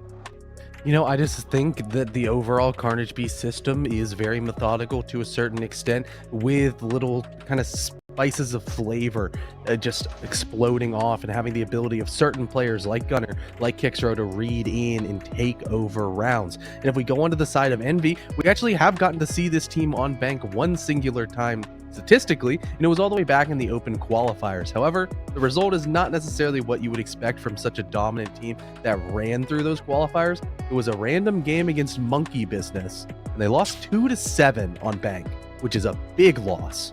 But because it's a map that Karn & Co have played so often, is there any reason to think that a team like Envy was going to go into the VOD review chamber and come out with some way to counter Karn in this case, Seth? Or do you think this team is probably just running by the skin of their teeth until it stops working? No, I don't think there's really going to be much counter coming out here from Envy. I think in a best of 5, you can only ban 2 maps. They probably have maybe 1 map they just won't play at all, and maybe 1 map they thought they had no chance. You know, that map that they did lose a while ago to Monkey Business, you know, that's probably a wake-up call because they're a pretty good team, right? Losing to a team we've never heard of is probably like, okay, maybe we should practice this map. So I'm sure they've been labbing it a bit. That makes them more comfortable that they at least left it up for Karn and Co to pick here. But at the end of the day, I don't know that they're going to make that much stride going from losing to kind of an unknown team to now beating probably the best tier 2 team on this map. So I'm expecting a 1-1 but I think, or a 1-1, you know, kind of split in the maps here. But I do think on the side of Envy, no matter the result of this map, they're still going to be confident because they win their map. They're probably expecting to lose Bank, let's be honest, and then it turns into a best of 3. And that's kind of, you know, what both of these teams have been playing, what they both succeeded in. I think this is just Karn and Co need to lock this down. Envy, no matter what happens here, really don't get too down on yourself even if it's like a 7-0 or something crazy. Yeah, it's true. Envy have already delivered the first blow, but it's not to say that Karn and Co are any strangers to what happens when you start down in a best of 5. They're very used to it, and they have another gear that they can activate if they need to, but let's see if we even have to get to that point in the first place. Bank coming up next. It's map 2. Corona, fellow Jays Wills, have fun. Thank you, Jacob. We will, because Bank, for all intents and purposes, is a Karn and Co map. They know they should win it, and Envy know that they should lose it. So probably we are going to see a ridiculous Envy approach. At least you'd expect, Crow, because we have an Envy team who likes to play aggressive, and they showed us on Consulate how aggressive they could truly be. On a map like Bank, with their backs... yes, I won't say against the wall because they did win map 1, but on a map they're supposed to lose, don't you think they're just going to swing for the fences? Yeah, I mean, there's nothing more dangerous than a team that has nothing to lose. So Karn and Co, I think, you know, they definitely can't let their guard down. If Envy play as aggressively as Alpha Atheris did, then maybe Karn and Co are going to be in a bit of trouble. But this has always been a super solid map for them against at least NA teams. And remember, way back against GGG, this was the last map in the series that they secured that title on. So lots of good memories here too. Montaigne ban now being locked in for Karn & Co on their selection of Bank. They tend to ban this operator quite often when going here, and a handful of others. And also introducing the Cade to the ban pool. He's someone that we talk about every once in a blue moon, but he's very effective when denying the hatches from being opened up. So that's one less general problem both teams are not going to have to struggle with when they're on their attacking side. We didn't mention the Ying, but she is one of the most banned attacking ops in the game currently, so not much to really discuss there, all things considered. And then Valkyrie to even things out.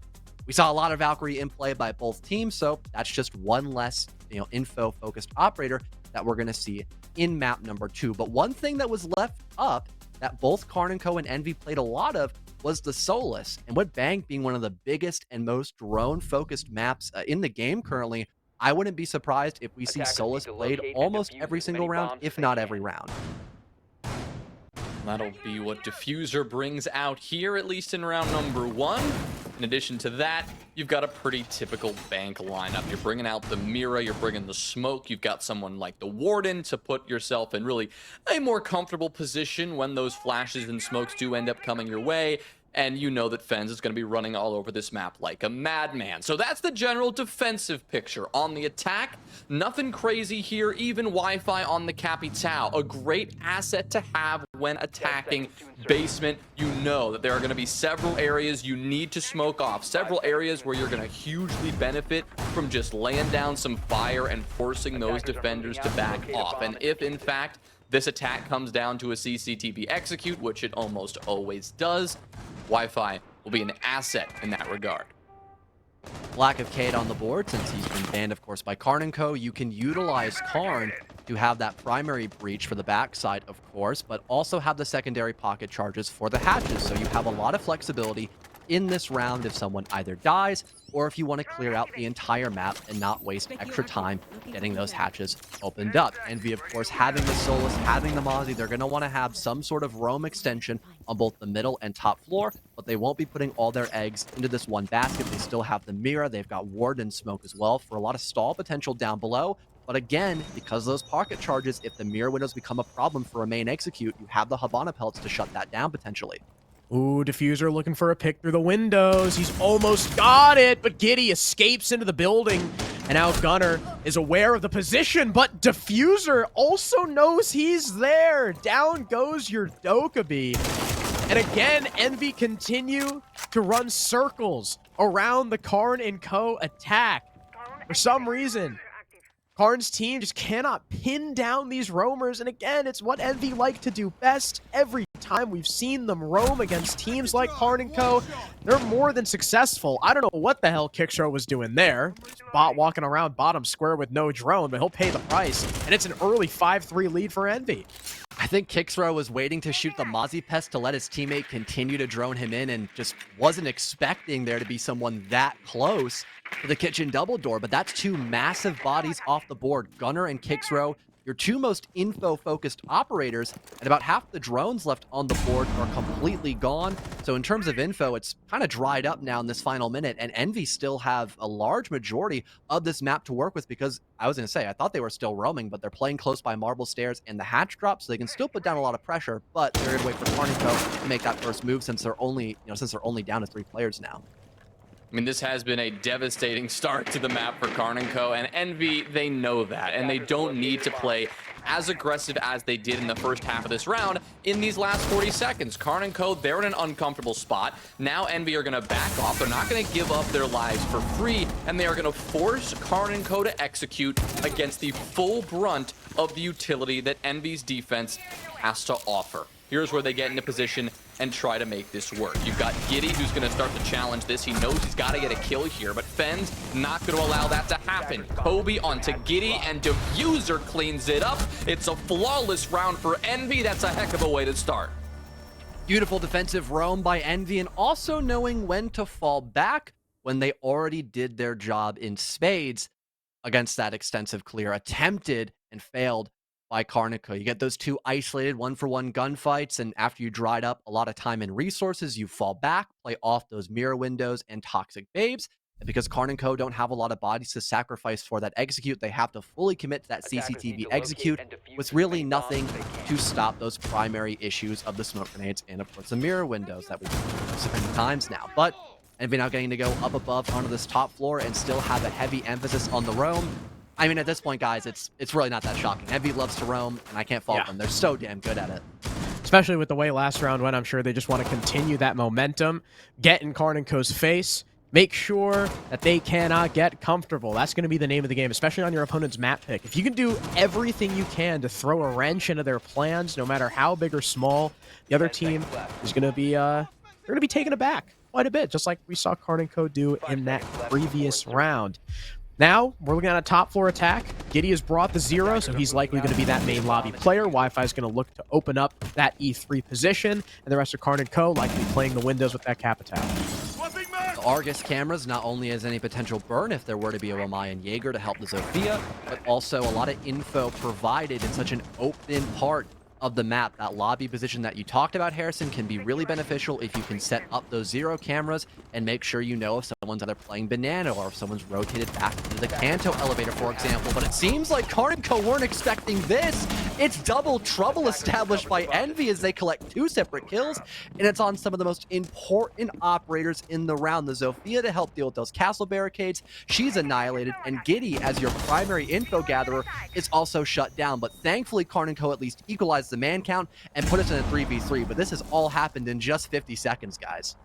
Yeah, John, it was the double trouble, but it was the triple threat. You had Diffuser out the window, Fens and Kiru both covering the window and keeping watch from above. So as Karn & Co. went to get the trade, there was still somebody from Envy to shut them down. This is the dangerous, free-flowing, aggressive Envy that we knew was coming to bank, and that we knew would pose a grave threat to Karn & Co. You'd think it's just a matter of time before Karn & Co. get a handle on this and start to shut it down, but regardless, this is still clearly a problem for them, as it is still resulting in some awkward gunfights and some man disadvantages. Now, they've swung it back in their favor. They're in this 3v2, but you know that Jibo and Fens, if they see an opening, they're going to take it. Victor might be able to break that shield by the top of stock, and luckily with there being no Jaeger or Wamai to help bolster that position up, it'll be instantly taken care of. But the offense still has a lot of distance to cover. They'll utilize this last minute to gather info, and they know somebody's inside of Janitor, but do they know where Jibo is currently playing at in this 2 versus 3? Gunner's the case carrier, and he's certainly going to have to be careful one or two stray bullets will put him on the floor, and with that Capitao, they might be over-reliant on the smokes, giving Fens an opportunity to slip by and get a kill unseen. Gunnar ready with his utility, ready to herald the execute. And again, Fens is that player inside Janitor. Here come the firebolts, but Wi-Fi cuts down his teammate, leaving it all on the Warden, and he's got no idea. Kickstro's already in the bomb site. Despite the shaky start with that hyper-aggression, Karn & Co. recollect themselves and tie the score. And still focusing on the primary goal of that round, keeping somebody on the window repels for cutoff angles and establishing pressure. That was the Capitao to use both their asphyxiating and the smoke bolts to collect a very solid kill, and having the rest of Karn & Co. work their way up into top square to deal with the stock shield. That way there couldn't be a nice 1-2 punch by Envy on that side of the map, and get an ease of access position into sight to once again force that post plant in a man advantage. Really good job by Karn & Co. to clean things up and not allow Envy just to get away with a free 2-round advantage in this first half. Yeah, they managed to tie us up, so no real worries, at least immediately. Wondering what Diffuser is up to here, though. He's hiding. He doesn't want to get the Capcan spotted. Dude, yeah. No Capcan traps put down either. He's just saving them. He's just trying to be like, all right, you don't know I'm here. I'm hiding under a desk. I'm going to put all 5 of these traps down when the action phase begins and just hope Karn & Co. aren't droning anymore. Yeah. Speaking of which, I was going to say, oh, never mind. The UI is like bugging. I thought 4 drones were destroyed. No, it's just 2. That was see where he goes. A little confusing. Ah, okay. The main lobby double, I guess. Can't judge it, though. You tend to see an ATM lurk from time to time, so that could maybe pan out. Maybe some Capcans up above. Speaking of Karn & Co.'s lineup, they don't have a lot of vertical for this site, but they do have Kicksro playing as Amaro, so he'll probably go above really early in the round, maybe utilize those pocket breaches to get the hatches opened up. And after that, they could potentially go in for a square take because they have Karn as ace to open up that wall. I'm really, really excited for those Capcan traps to hit someone. They're doubled up, too, so, and there's no 3 armor, so they'll probably kill. Okay, Kicksro is in and taking a fight with the Mozzie and Tellers. I think he just went through one of those top square doors, but he doesn't account for the crossfire being held. Kiru takes him down. No damage done. Wi-Fi is the next to fall. Karn is down to half HP. And, well, the Karn & Co. attack has already fallen flat on its face before the minute mark. Brutal start for Karn & Co. as, I guess, their 2 hero plays had backfired. Okay, that was awkward as hell. Thank God Karn could get off that repel position. But like we mentioned, Karn & Co. is not in a good spot right now in this 5 versus 3. Gunnar is hiding behind a couch. And Karn & Co. is now moving back onto the roof, I would assume. And Envy have not fallen back whatsoever, but I can't fault them. They're not really forced to be in a position to do that as Gunnar tries to swing for the fences and he misses. That's another kill collected by Kobe, leaving just Karn and Giddy left to fend for themselves. I really don't get it. What's the thought process there behind that attack? Clearly Envy are winning a lot of their 1v1s. Clearly Envy are winning the gunfights in the first half of the round. Karn & Co. decide that they want to play that aggressive game too. I suppose you could think, okay, maybe Envy are going to be off the site roaming very heavily. We could sneak in and surprise them. No, that didn't happen.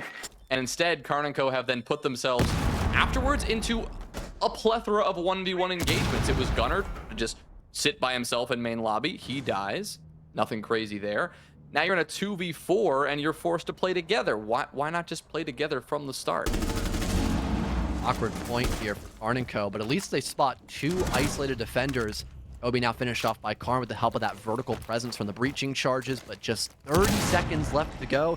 You still have 2 Nitro cells, a couple of Zodo canisters as well to maybe slow down Karn & Co., and the mirror windows that have not been dealt with.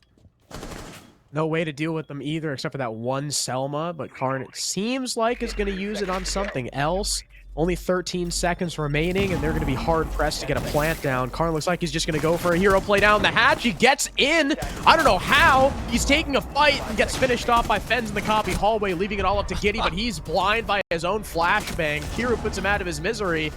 And I mean, like you guys were discussing, I don't understand why Karn & Co. keep going for the fights like this. Why would you not? You know Envy are roaming, and you know they tend to roam a little bit solo. Why would you not try to storm the top floor and take, 3-on-1s at this point? Why do you just keep giving them 50-50s? Not only that, but also not bringing a lot of info operators to really facilitate those 1v1 gunfights. You know, if someone was walking in with a drone or having a Dokkaebi, for example, since she isn't banned in this map, that could maybe bolster up your chances of winning the gunfight because you're simply not walking in blind. But we just saw, you know, I think it was Hicks in that round playing as Amaru just barrel their way in, and there was no chance of trading because Karn and Co, their entire team was still outside of the buildings. That's a free kill for Envy, and they find 2 other 1-for-1s because Karn and Co are trying to diversify themselves across the entire map, which, if you remember on Consulate for their timeout, they specifically said not to do that. So why are they going back to the mistakes that they made on Consulate, a much smaller map, when going to Bank, which is even more problematic if you spread yourself too thin on the attack? Really want to see Karn and Co just play good old-fashioned cohesive Siege. You could try to play the gung-ho, gun-heavy style, but Envy is going to win that style. Look at Diffuser right now. Just sending caution to the wind and sprinting outside. Of course, he didn't stand a chance against Kixro, who was on the building above. But the point is, Karn and Co, if they just start to eliminate these isolated defenders as a team, 2 or 3v1 engagements shouldn't be that hard to find with Envy playing like they are right now.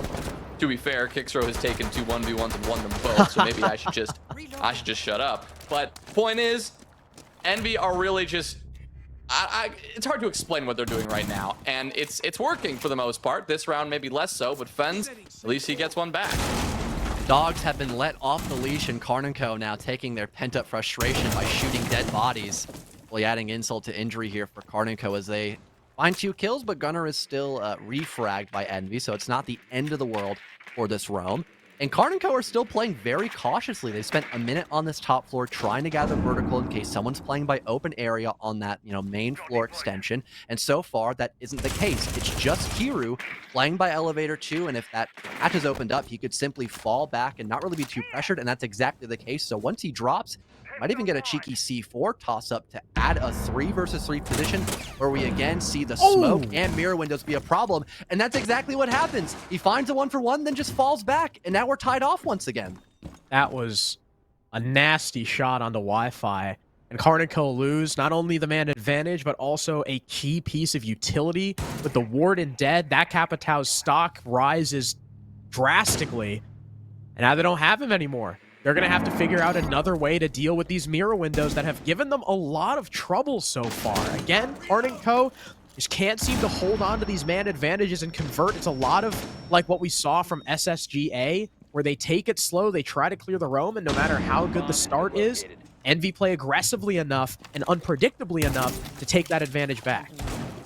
The Karn is still alive, so he can maybe burst open one of those mirror windows, but having all 3 Toxic Babes active in these last 30 seconds is going to make this plant attempt such a challenge. And not only that, Hero still has a Nitro Cell because he didn't use it when falling off of that elevator roam. Good smoke. Karn it missed! It missed just a hair off. Kixro on the coverage now. Second smoke goes in, and Karn is just fine. A 3v3 post plant. This will favor Karn and Co all day. Fens knows he's got to go up top and try to get active. Jibo trying to go direct, sneaking back into CCTV. Giddy up top, the coverage for Karn and Co. He's going to be in a 1v2 in just a moment. Kixro getting lit up, taken down from below. Giddy retaliates, but he can't get them both. Hero now drops down. It's got to all happen. It's got to be Karn himself. Jibo sticking this diffuser from behind. Here comes Karn. That's one. No, he cannot find them both. Hero gets a triple, and he will get the counter defuse to keep Envy rolling. Beautiful buddy system established by Envy, realizing how dangerous it would be if they had only one person going up above to deal with that hatch presence, so both Kiru and Fens join forces and shut down both attackers up above, and then Kiru dropping down below off of that hatch to hunt down the Habana so the smoke is not isolated, salvaged that 3 versus 3 post-plant position after the Toxic Babes and Nitro Cells missed their mark. And for Karn and Co, that's got to be such a devastating round loss. They could have won a bank basement attack against that site setup. On top of that, kind of a punishing Envy from being so aggressive in the early round. They had a 5-on-3 advantage at one point, but it just got thrown down the drain because they could not hold strong during that post plant. I can't believe what I just watched. I mean, Giddy, you know I love you. Karn, you know I love you. What the hell are you doing? Like, Giddy gets the first kill on the guy flanking up. Why is he re-swinging? Play time! You have the hatch open. You know that guy has to drop. Karn, why are you dropping the server hatch? How long have you played this game for? You kill the counter defuse from upstairs. There's no safe spot to long arm. Like, what? Did they forget how to play the game? This is Siege 1, this is Bank 101. If there is one major lapse in Envy's play that every single team in this tournament, Dilemma and SSGA especially, have taken advantage of, it is Envy's stark inability to retake. I cannot believe I just saw Karn and Co. look like a bunch of amateurs. And this is one of their best maps, period. And they are just getting demolished by Envy in this first half when they have not played this map on game day since the Element 2 qualifiers. It has been so long, and oh my god, Diffuser just did not even see the player down below for a second. Thankfully, the same thing had happened for Karnico. They did not spot Diffuser just make it out with the window, so he falls off as well.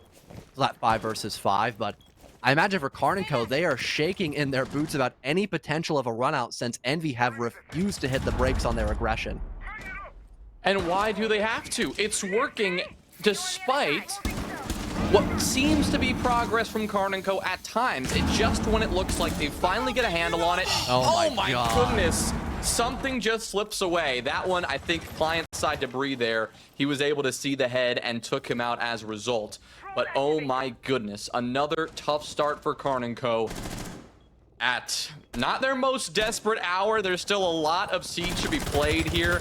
But on Bank, a map that we know Karn & Co. is more than capable of playing, Envy are making them look a little lost.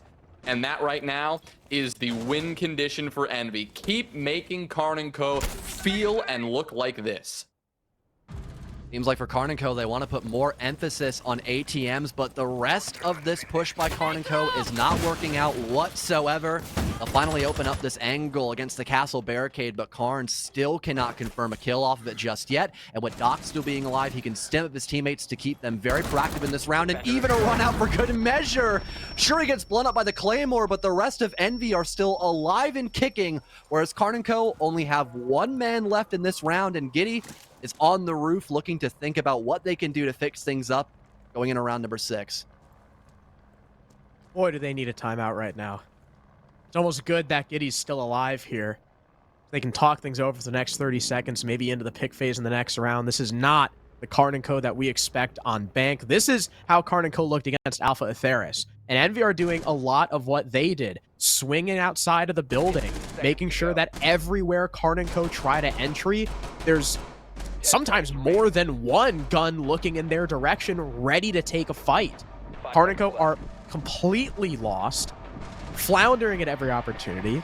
No matter what they go for, it is simply not working. They need to figure out a way to either A, control the aggression, maybe just sit back a little bit longer and wait for Envy to swing you, as you know they're going to do, or B, do what they talked about doing on Consulate, do what SSGA and Dilemma were doing when they were actually winning attacks, and just go direct. It's open area now. It's going to be a little bit harder to do that. You have to take top floor, but the less of the roam you have to fight, the better.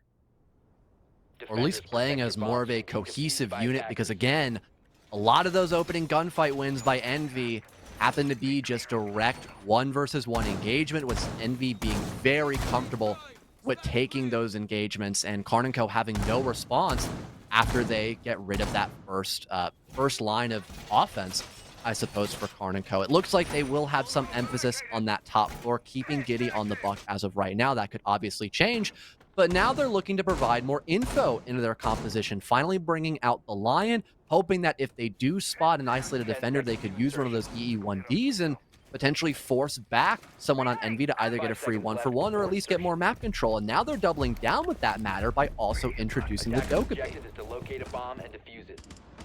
Yeah, hoping that this additional element of information can help them survive the entry game here.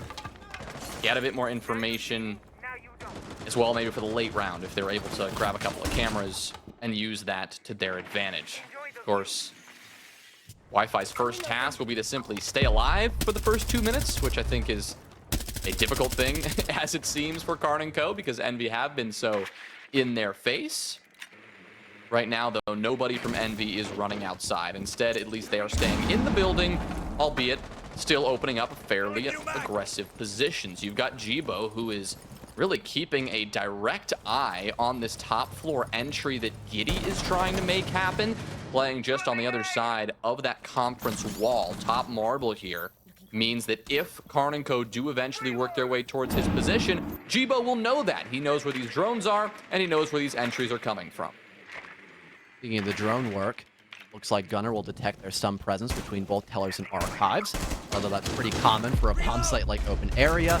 And with the roamers falling back up above, you can have the skeleton key rip the floorboards to shreds, and Giddy narrowly dodging that C4 does a lot of damage, but still alive to get this vertical down and maybe force back Envy just a little bit further into that first floor. And now you've got top square presence as well, so it's a really nice 1-2 punch to finally have a chance at winning that first opening gunfight, and Gunner achieves that twofold by finding 2 separate kills.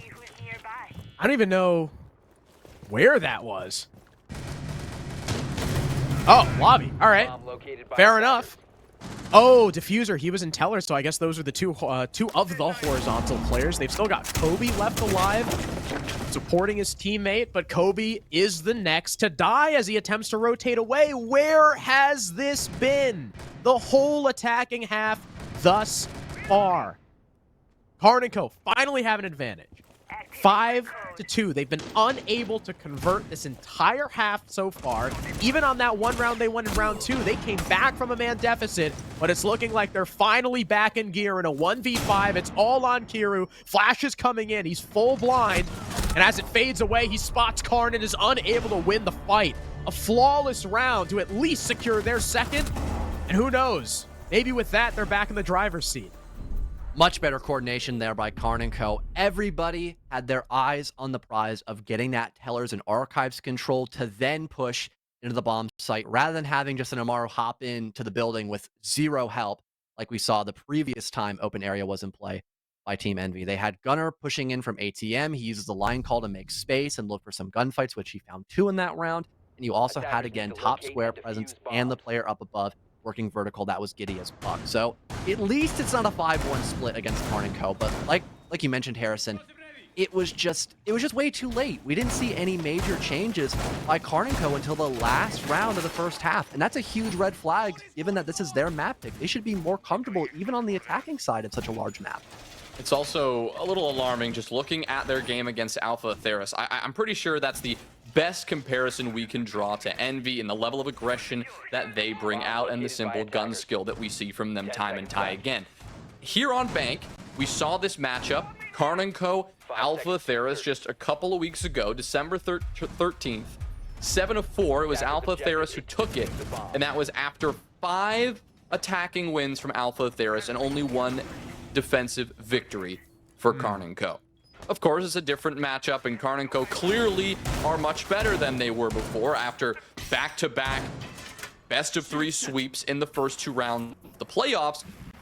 But right now, we're seeing some gaps in this team as a whole, not necessarily their attack or their defense. And if Envy know what happened there, if they know what works, look at this. This could be the play that makes it. Rush coming in here by Envy. 3 people down the vault hatch. Let's see if this works out here for Envy against Karn and Co. They don't expect it. Gunner's already dead, and Kickster's got no idea where the attack's coming from. This is the perfect play to counter how Karn and Co want this defense to go. Impact's coming out in desperation from Wi-Fi. Nowhere for Carnage to go, and Envy rushing down the lobby hatch. Take Karn and Co by surprise. We mentioned Shades of Alpha and Theris. There's the perfect example right there. And Karn and Co are down 2-5. And I mean, hey, if it ain't broke, don't fix it. Envy have continuously won rounds off of just being the more aggressive team and catching Karn and Co by surprise. And given that there was such a such a lack of site presence because Karn & Co were extending up above. That was the correct call. Just throw bodies at the problem and force Karn & Co on an awkward retake. So the fact that Envy completely took Karn & Co by surprise and already found one of those 2 essential round wins on their attacking half, that's a massive boon. And it's really looking like Envy might upset us today here on Bank. Crazy. Alpha Theris, that's their play style. Envy bring it out, and lo and behold, Karn & Co find themselves in trouble. It's now 5-2 as Envy strike a 3-round cushion between them and their opponents right now, and are just 2 rounds away from taking this map. Karn & Co, they don't have to be perfect, but they have to come damn near close. Karn & Co opting to once again try that basement floor bomb site, not changing up a single thing with their composition or how they're setting up on this map, specifically hoping that Envy will opt to clear out the entirety of this map and play into their strategy, which if you've seen any of map 1 and even this matchup specifically on Bank, that really hasn't been the case. Envy have just been able to do whatever the hell they want, and it's worked almost every single time. Kiru even finding a way to break both mirror windows in the first 40 seconds. You saw the first Twitch drone. You saw that mirror window destroyed, and you look away. Oh, that's just such a facepalm here. Envy are at least trying to clear out the entire map so far, but they're still doing it at an extremely fast pace. And this time, it looks like they're going for more of a direct, setting that Osa up for the flank watch, making sure that Karn & Co aren't going to be able to hit from behind, especially with those mirror windows now opened. This is going to be a tough anchor position to go through, especially with Envy's utility, right? That Osa shield that's likely going to, the second one that's going to come down later and assist that plant. You talked about it, Jonah. Karn & Co really struggled on the defense against Alpha Atheris. That 2 rounds on the attack might have been not necessarily the final nail in the coffin, but it's definitely up there. At 30 now, and Kobe beginning to work his way through bottom server, bringing out that Osa Talon shield as a very deadly cutoff angle, so long as they can still deal with those mirror windows as well. And one thing to know, the fact that Karn & Co still have a defender by Garage, they can maybe stop this lurk, but it's still a tough decision to call for, but there it is. Off some perfectly timed info, Gunner swings wide and shuts down Kiru. Put simply, that is what Karn & Co need. They need someone like Gunner to start heating up. That is the simple truth. You can do only so much by playing together and moving as a team. If you're not getting kills, you're not going to win this game. A good start for Gunner. He can now play back. He can use that yokai drone and play to deny this plant late round. It may come sooner than he thinks, though. We already have the setup. You've got Jibo keeping an eye on this breach. You've got Kobe on the coverage with an Osa shield in front of them. And here goes that diffuser. Just teasing it, baiting out some of that utility. The first smoke goes in. The execute delayed. 30 seconds still to work with as well. A couple of nitro cells and Wi-Fi all the way up above. I think Envy are somewhat aware of this, but how much more can they commit to just one player when they are literally trying to push into the bomb site to plant this diffuser? Especially with 2 C4s still on the board, Gunner on that perfect angle, and Echo drones, but he's dead now! Kobe somehow able to kill him through the angle. Everyone on Karn & Co is dying. The defense has fallen apart. The Mira able to kill the cover, but not the planter. And now it's all down to Kixro. 1 versus 2 solo. Diffuser shuts him down. Envy double up on that garage take, and it pays dividends. 6-2 up on map 2. Oh, the false sense of security. It was a great opener with Karn & Co establishing that first one-on-one gunfight against Kiru, but the rotate by Garage was the saving grace, and now it's 6-2 for Envy and a timeout called by Karn & Co. And make sure we're calling gaps, okay? I just want to make sure we get cleared it out other way real quick. Also, don't be afraid to swap to some trap ops here, because they're probably going to do some lurks and shit against us here on the next sites. I mean, they just rushed the last on the basement, and then they did a regular push, so expect them to probably do a rush either on the first attempt here on the next site, or they might just do an actual clear. So to be ready for both at all times. Okay. And then, yeah, just I think you guys should go open here, then go CO. And then for basement, honestly, I think you guys should just roam the next time we go there. Just we need to just get some space, get out of the fucking site. Just make sure we're calling where players are at and stuff, and make sure we're doing, like I said, the basics. Establish crossfires and play trades. And get the comms up too. We need to make sure we're actually communicating all this shit. Don't get lazy on the comms at all, boys. You guys got this. Yeah. It's like we can win these 4 rounds easily. This is gonna be a fucking problem for us. 1 round at a time here. You're not doing anything. Yeah, that sounds good. They're cheesing and doing directs right now. Yeah, just Yeah, I just mean, watch honestly, out. Just watch out for the we're cheese, just bro. not Like, calling gaps, honestly. look, we know the gaps of our next sites here. Like, just call them out mid round, okay? Like, They know what's happening, they know what's coming, and it seems like it's clear that they know what the problems could be in the next few rounds. Envy, they're going to try to exploit those gaps, as they have done now successfully the past 2 rounds in a row. The only problem here is that Karn & Co have to play almost perfectly for 4 rounds in a row. And it looks like they're falling back on, the good old-fashioned, when in doubt, just run trap operator strategy that we've seen since the beginning of Siege's competitive play. They've got the Thorn, Fenrir, Capcan, all operators that can not only provide info, but maybe assist with free kills if someone is more focused on the utility and not the players working around those primary gadgets. Also to mention Karn as well, playing on the Izami, a lot of annoying angles or choke points you can create with those Kiba barriers. And then for Envy's side, I'm not even too sure what they're cooking here. They've got Diffuser probably to help with the roam clear, Kobe as Amaru. I imagine they're just going to keep playing as aggressive as ever and just hope that they can continue to find those opening gunfights early on. Yeah, the Amaru's interesting. There's a lot of stuff you can do with Amaru on Bank in general. He could send himself fast through copy window. They could go for that corner hatch plant, and he can send himself back up. But it looks like it's going to be copy with Kiru ready at the helm. Gone 6 in hand. Here comes the rush. They're stuck in the bar, but Karn can't connect. Thanks to the Finka boost, the health is too much. Wi-Fi with the first, but they clap back in kind, and they have full sight control. Kicks are at least able to get back one, but Kobe's got perfect coverage. Plant going down to the 2v2. Kicksrow, all you have to do is launch a C4, but they don't know. Jivo gets it down for free, and Kicksrow cut down trying to re-enter site. It's all down to Giddy. The only thing standing between Envy and a 2-0 lead, and now it's all on Diffuser, the last attacker standing. But Giddy's so low. That DMR is going to eat him up, and the Diffuser is behind soft cover. It can get him through it. All Diffuser needs to do is wallbang, and Giddy knows it. Diffuser's playing this so patiently. He knows the pressure's on Giddy to try and push, and the Fenrir has no idea where he is. He's only got a vague indication that he's in kitchen, and at this point, Giddy just has to stick. In goes Diffuser, and Envy shock Karn & Co. on their best map. 2-0, more, and we crown new kings. What a heroic way to win your opponent's map pick, basically in a flawless manner. Envy walking around Bank like they own the place because they didn't lose a single time on the second half of map number 2. What a way to prove a point that you have deserved this position in the grand finals against the reigning champs of Element. This has been such an electric series altogether, but by Envy specifically, and continuing to bring down the hurt and committing to that aggressive playstyle that netted them such an early success in the second half, continuing that to close out map 2, that's a cherry on top of the sundae at this point.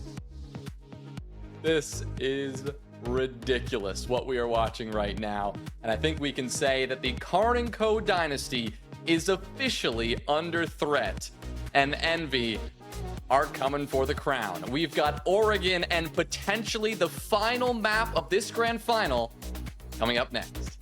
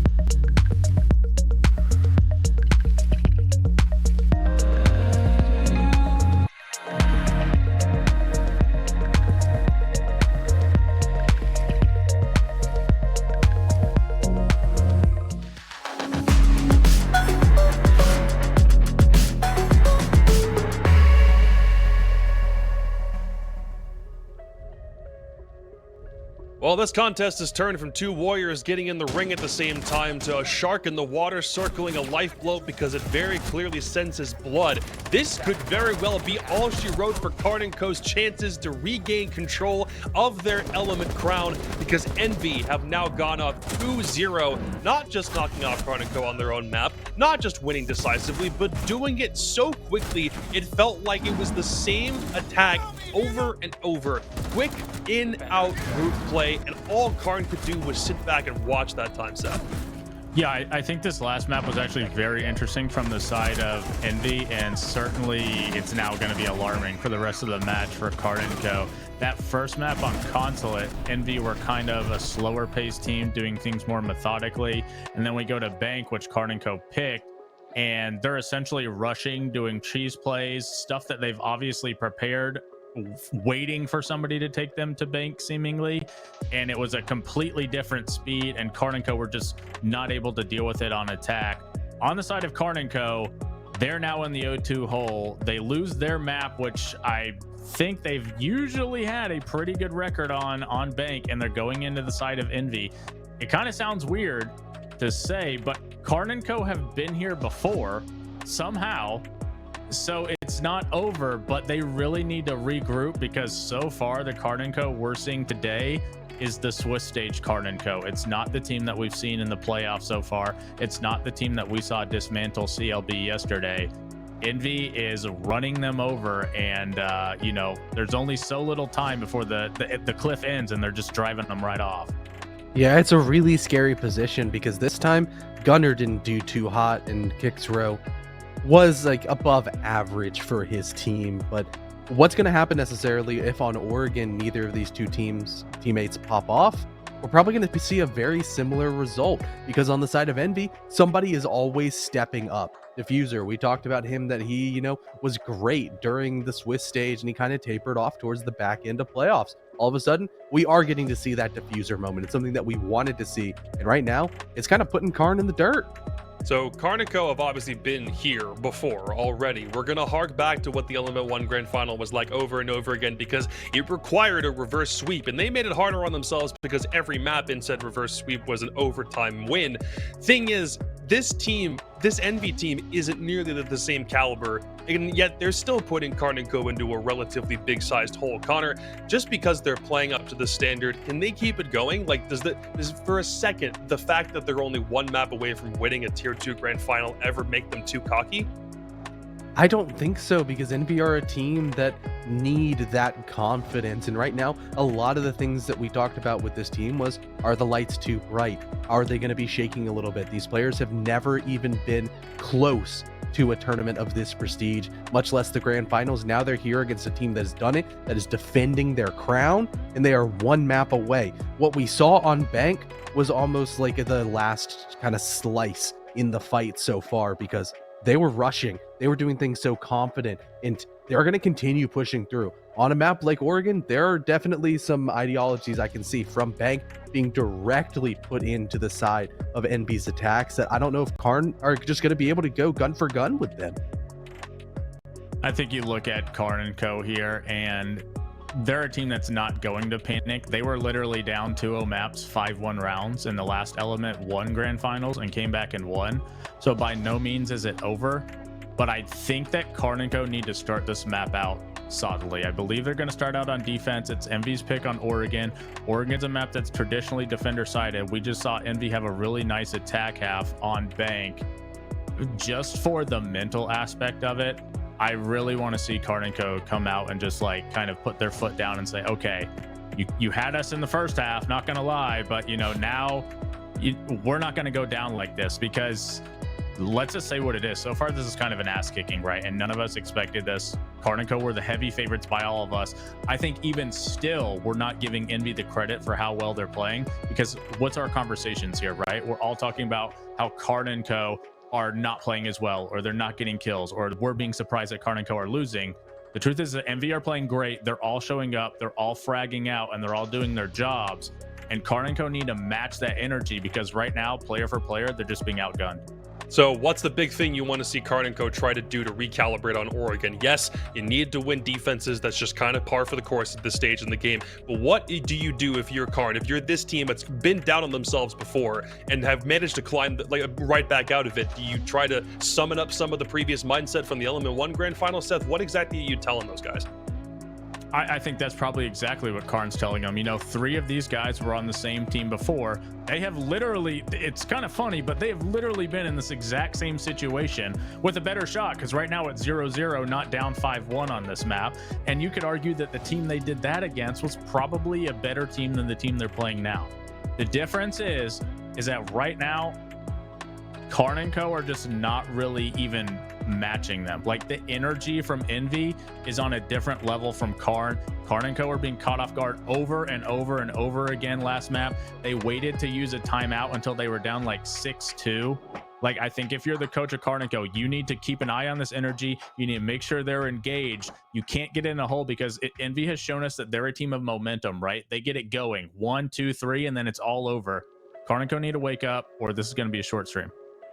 Connor, what are you thinking specifically about Envy? We can talk up how much of a game Karn are not playing right now, but we should shift gears a little bit. Envy are 1 map away from winning 10 grand. They've already won 5. They're about to double their pot, and all it takes is one more map to do it, and they've got several chances to actually get it across the finish line. Is there a standout player you're seeing on Envy you really want to highlight?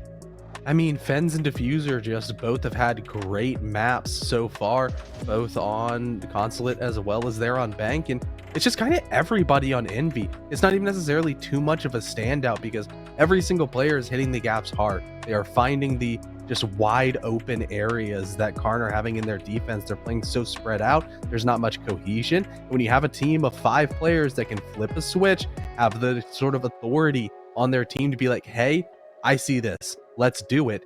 It's a scary, scary task to play up against, because Envy are just kind of rolling over, giving him, like, they're getting given an inch, they're taking a mile, everything you might want to say.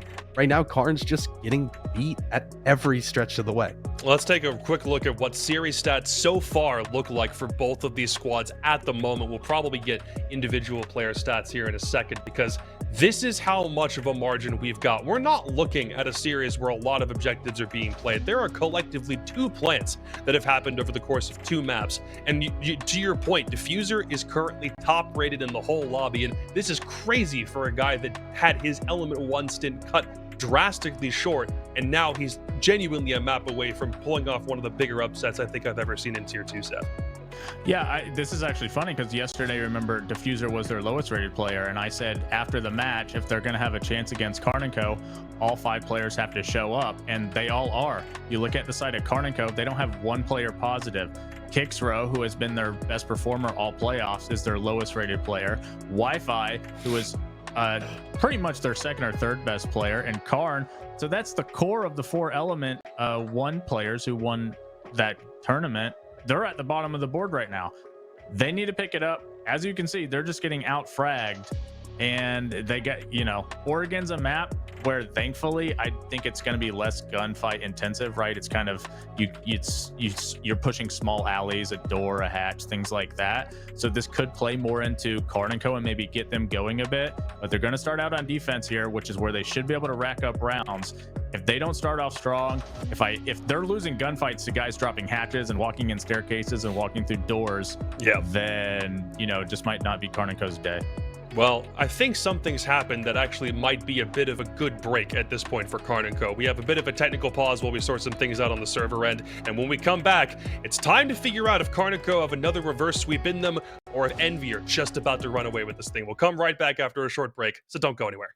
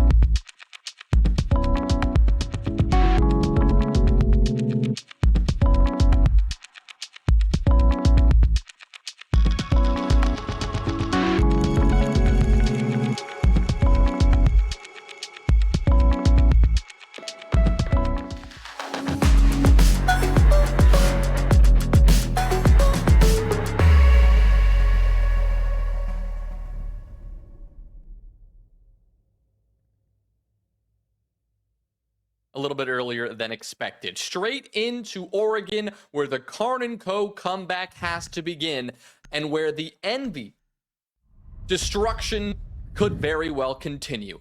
Envy, they're also on for a historic milestone. We've talked a lot about Karn & Co. defending their title.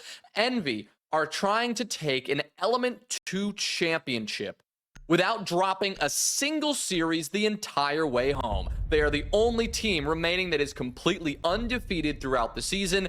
They've played 10 maps, they've lost 2 of them, but they have not lost a game. They could do it here by closing out Karn & Co. They could go undefeated and take it all.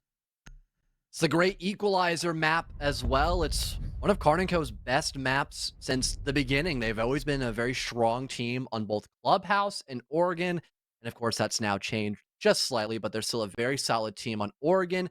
But now that Envy have had more game day experience on Oregon, it seems like they could have a good chance of ironing out some of those problems that they faced just yesterday against SSG Academy, like having their opponents either have a good mid-round presence, which has been one of the main benefits of the way Karn & Co. have been playing in this best-of-5 series, and not being able to close out some of those later executes against their opponents of SSG Academy, now turned Karn & Co.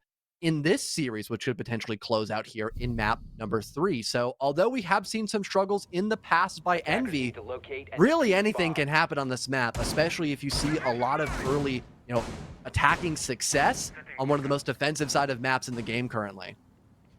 Yeah, Karn & Co., we know they love Oregon. They beat Wanted Goons. That's the most recent play of it. They went 7-4. But strangely enough, they only went even on their defensive half to start the map, and then went 4-1 on attack. Envy, of course, we've seen them play in both their series thus far. They looked really mid against Dilemma. They should have lost that series because of how poor their Oregon was, but Dilemma was somehow worse. And the scary thing for Karn & Co. is that Envy's second Oregon against SSGA looked so much better. It wasn't perfect, but it was a hell of an improvement from the first time they played it. Karn & Co., with the way their attacks have been going so far this series, are going to need to show a much better defensive half than they had against Wanted Goons. Envy bringing out the Buck, hoping to not worry about any potential of a roam extension on this top floor, and they are swiftly dealing with this second floor, realizing no one's playing above it. It's more of a bunker-focused composition done by Karn & Co., with all the help of that utility stall by Gunner with the Vulcan packs, Toxic Daves with My Magnets. Literally all of these operators are going to force Envy to be a little more methodical in this round, which is a great composition against such an aggressive team. Now Envy cannot get in your faces almost directly, and they have to take their time to deal with these problems that they now look towards. Yeah, it's Oregon. Envy are not going to be able to shortcut this like they wanted to do on Bank, and like they successfully did on Bank in many cases. They're going to have to be disciplined and thorough. They need to make sure that every bit of this map is clear, and that when it comes to this utility game, that they play it to perfection. They cannot afford to cut corners and try to jump on into the site before they're ready for it. Karn & Co., of course, they know that, and they can exploit that, and also throw a lot of utility back in the attack space. But we are going to have to see a lot more composed Envy attack if they want to come out of this map on top. Box hatch opened up. Envy maybe looking to drop with several bodies right beneath it, and with there being no Warden in play, these flashes could be a lot more effective at clearing out Pillar, and the Ash, Kobe already drops good for one, but it's swiftly traded back. Fens will tack on the Gunner, and they're mid-sight, cutting down the elbow player 2. Giddy, what a nasty shot on the player Freezer, and downs Diffuser 2. Thanks to the mirror, this is now a 1v1. Wi-Fi versus Jibo. Case in Wi-Fi's hand, he finishes off the Iana, lets his position be known, but Jibo doesn't swing just yet. The shotgun comes out thinking Wi-Fi's close, but now repositions over towards the hallway. All Wi-Fi needs to do is stay still, but he peeks! And Jibo does not let the opportunity slip away, hits the question mark in chat, and Envy start off map 3 with a win. An electric start for Envy. Needless to say, is although they had so much utility to worry about, they've got just enough resources by dropping down E-Box with 3 bodies to play for a consistent trade game against Karn & Co. and win the 1 versus 1 that mattered most. And like you mentioned, Harrison, they are already typing in the chat, and we just started map number 3. Karn & Co. now looking to reinvent the wheel. They'll go back down below in the basement and just slightly change their lineup with the Fenrir, as quite frankly, Goyo did nothing in that last round. Yeah, new drinking game for the party at home. Every time Envy send a question mark in chat, take a shot, and you'd be in trouble right now if that were the case. They have been typing away all game long, and so far Karn & Co. have not been able to shut them up. Envy can keep typing as long as they want, as far as I'm concerned, if they can keep putting in a performance like that. Able to take the opening round on Oregon. That's the basement site, and it is theirs. Karn & Co., they're going to look to do it again, see if they can make some corrections and try to come out with a win here. But to lose an Oregon basement site here on the defensive side for Karn & Co., never a good start in a situation like this. And Envy, of course, having a fairly successful round. They're not going to change many things, except having a bit more big power presence early in the round, which was one of their slowest points of clearing out because they had to establish a drone all the way up that ladder. But now they have Amaru to fully deal with that initially, and they might just creep down the back stairs because I don't think the defense knows about this right now. User in very early on. Kixro shuts him down. It seems like Karn & Co. may have had a clue. They'll start things off with a pick, and no one from Envy is in a position to trade unless Kiru remains unknown as well. But unfortunately for him, there's a mirror window standing in his way. He'll be forced to retreat upstairs. And for now, Karn & Co. hold on to that one-man lead. Hatch is still being opened up. All things considered here, Envy not in a horrendous spot, just losing a body. Kobe now all the way down the freezer staircase, but once again having to challenge these mirror windows head-on is going to be very problematic for Envy as a whole. And the Azami Kibas are still intact. Kixro holding on to the extra 3 in his back pocket as the flashes come flying out, hoping to clear out the rest of freezer and put more of a prioritization towards laundry, because now you've got someone rotating in that position to maybe deal with Mira directly. Flash is successful at first, but Kobe gets smoked. Unfortunate, the one way for the Kiba. Just unable to fight. And Wi-Fi landing the next kill. Kixro looking for another one. 1 versus 5 for Fens, guys. I think this round's pretty much over. Karn & Co. are going to be able to tie up the score. Minute left here for Fens to find a couple of exit kills before he departs like his teammates have just did moments ago. Denies the flawless round at the very least and is just rotating up the Z hallway. But at least Karn & Co. on their reattempt into that basement floor, they find a solid round win. Fens will try to drop down the hatch, maybe looking for a couple of more picks, but he only injures the player by pillar, and Karn will finish him off, or it becomes that 1 versus 3. Good reattempt there by Karn & Co., but now they'll have to go either kids or a tertiary bomb site pick. All right, Karn & Co. back to where they wanted to be. A basement defense successful, and they can let out, and I think everyone hoping that Karn & Co. makes a miraculous reverse sweep can let out a little bit of that breath, a little exhale now, as things could hopefully go back to standard operating Karn & Co. procedure here. Envy, not too worried about it, I am sure, as they already have done more than is expected at this point on Oregon. A basement defense win, or basement attack win rather. Now they still have plenty of options with how this first half is going to go. And once again, no matter how you spin it, we're going to be talking about Karn & Co. and their backs being against the wall. Envy have been playing for the past few maps like they've had nothing to lose, and it's been a beautiful sight just about every time. If they channel that same energy here on Oregon, it is their map pick, but they've got a little cushion to play with. They've got plenty of maps left, and if they just keep playing that gung-ho, very just vibes style of Siege right now, they could very well come away with this. Envy changing their lineup for the attack just slightly before we get into the action phase. No more Kali or Thatcher, since there isn't really a Cade or ultimate utility you'd have to prioritize a Kali to bring out or a Thatcher for, so they'll have more emphasis on the flashes. They clear out power position since there hasn't been much of an emphasis on Warden so far by Karn & Co. at their defense, and 2 soft breachers of Fens and Jibo. Try to get rid of those deployable shields and Azami Kibas that were kind of the saving grace of last round. But Karn & Co being able to completely fortify off all of Freezer, it made it very complex for Envy to push through that position. But now Envy are looking to readjust by bringing out these soft destruction operators and maybe hard counter Karn on this operator. So far, though, coast clear. Oh, no. The hole for the impact trick. Not open quite enough. And now Kobe's going to get that wall open. Flash in. Is Karn in trouble? Stuck in the corner? Yep, they know about him. Down he goes. Fens, at the very least, traded back by Giddy. So we're in a 4-on-4 diffuser. Perhaps aware that Giddy might come up the armory stairs now. That's exactly where the Fenrir's going, but they know he's coming. And with Jibo, kill on Kixrow. It's a 4v2. Gunner and Wi-Fi, the only ones left. The gas canister too late. The Iana's already crept in.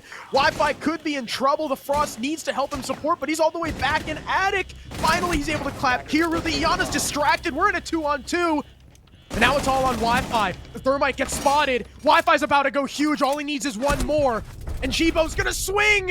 And in the 1v1, Jibo versus Wi-Fi, the Ash is now 2 for 2. And Envy have their second round.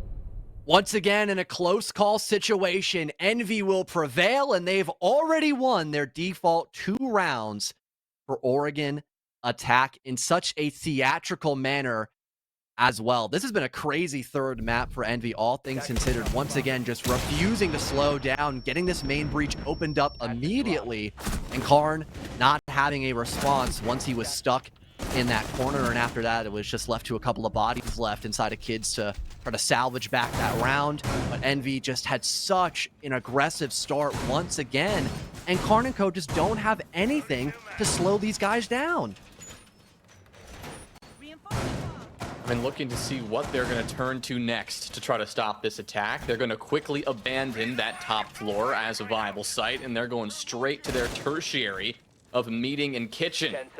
Bringing out the Legion here. Giddy will throw some goo mines down, maybe get a bit more information about where this attack is coming from, maybe slow them down just a bit. But as we see from Envy, a pretty significant repick from just about everyone.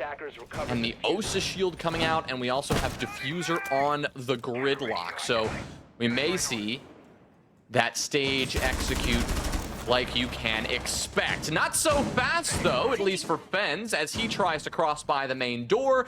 Kixrow has a bullet to greet him.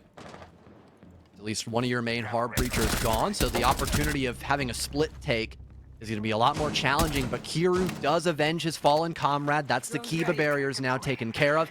And of course, with there being 2 hard breach operators in this round, you could still push from either split or go all the way around from Big Tower. But now Jibo's dead as well. No, we gave him the caster's curse. Wait, what? Now they've got to commit to this, but how the hell did Jibo die? What was that? Oh, they're just in sight. What is this? They're getting the bomb down. Okay. Giddy, at the very least, is going to give them the man advantage. But the plant has gone down in the meantime, meaning the pressure is on Karn & Co. But what a wallbang from Gunner. Kiru is backed way off. As long as Karn & Co. play together, they have this round. But down goes Giddy. Almost another for Kiru, but he looks the wrong way. Wi-Fi is able to bring things back. And Karn & Co. tie the score once again. I can't believe Envy just had the balls to enter site like that and stick the plant. I mean, to an extent, I can't really fault them. They had no way of setting up for a more methodical approach in that round because it was already a 4 versus 3, then turned 3v3. But man, Karn & Co. just had no idea for the longest time that that plant was going down, and the lack of info that we have seen a handful of times by Karn & Co. specifically have really caused them to have a lot of backfire moments where they just have no idea that a diffuser's going down, and it forces them on these awkward retakes. But luckily, with Karn & Co. having such a solid man advantage, they were able to bounce back and at least tie us off so far. I'm glad you pointed that out, John, because I was thinking the same thing. I was thinking back to Bank and that final round that Envy ended up winning. That was another case of Karn & Co. should know what's happening. They have a Nitro Cell in pocket to deny the plant, but they didn't know it was going down, and they had to go for some kind of a miracle retake. That obviously didn't work. Again, here on Oregon, round number 4, similar story. Did not know the diffuser was going down and had to adjust on the fly. Thankfully, this time, They were able to do that. One missed shot, just barely missed shot from Envy. A nice wall bang from Gunner, and just like that, Karn & Co. are back on their feet and ready to fight. They've tied us up. It's 2-2, and they could still come away with that 4-2 half here. By all means, they only need to get these next 2 defenses. They can go to basement. They can go to dorms. This is very possible. Envy would really love a 3-3 split here, but it's the great equalizer map. Anything can happen.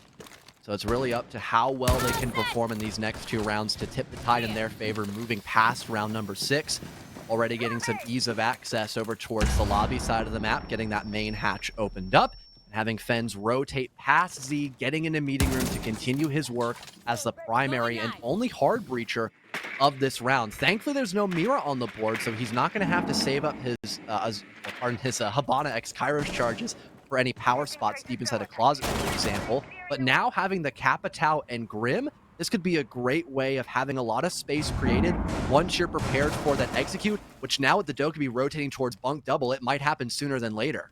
You said it, John. Preparation is going to be key for Karn & Co. Are they going to be ready for the onslaught that Envy are bound to bring on every single one of their attacks? The execute comes down to them simply bulldozing their way in and winning fights. This is a dangerous peak from Karn. I don't know if you can afford to lose the smoke this early. Kiru's going to attempt to just swing on in, but is abated by that smoke grenade. Well timed from Karn to not allow himself an early death. Wi-Fi in also a dangerous position. He's going to be the man and pillar. He is a massive linchpin. The flashbangs come out. He's fully blind. The Grim Bees too. There's so much utility in Wi-Fi's face as the attackers start to drop. Kixro attempts to assist, but despite everything, Wi-Fi still got the opening. Make it 2 for Wi-Fi. A C4 from Giddy to add on, and it's a 4v2. Diffuser and Kiru both low. And I think it's safe to say, boys, Karn & Co. were more than prepared. Kiru eating so much damage as he attempts to cross. Diffuser, though, still in the game, low HP, but he's still got a gun. Gunner hits the floor. 45 seconds remaining in the 2 versus 3. Karn is out of utility. Giddy has no more C4. But the cap can trap from Giddy! Diffuser attempts to sneak his way in, and they were both so low that even though Kiru, I think, was on the other side of E-Box, he was still in bunker, it was enough to kill him. And the little things, like adding a bit of extra utility, the Capcan traps, looking into the iconic door towards site for the default plant, and the barbed wire, which completely stopped the Dokkaebi from entering in towards elbow to challenge that smoke a little more aggressively.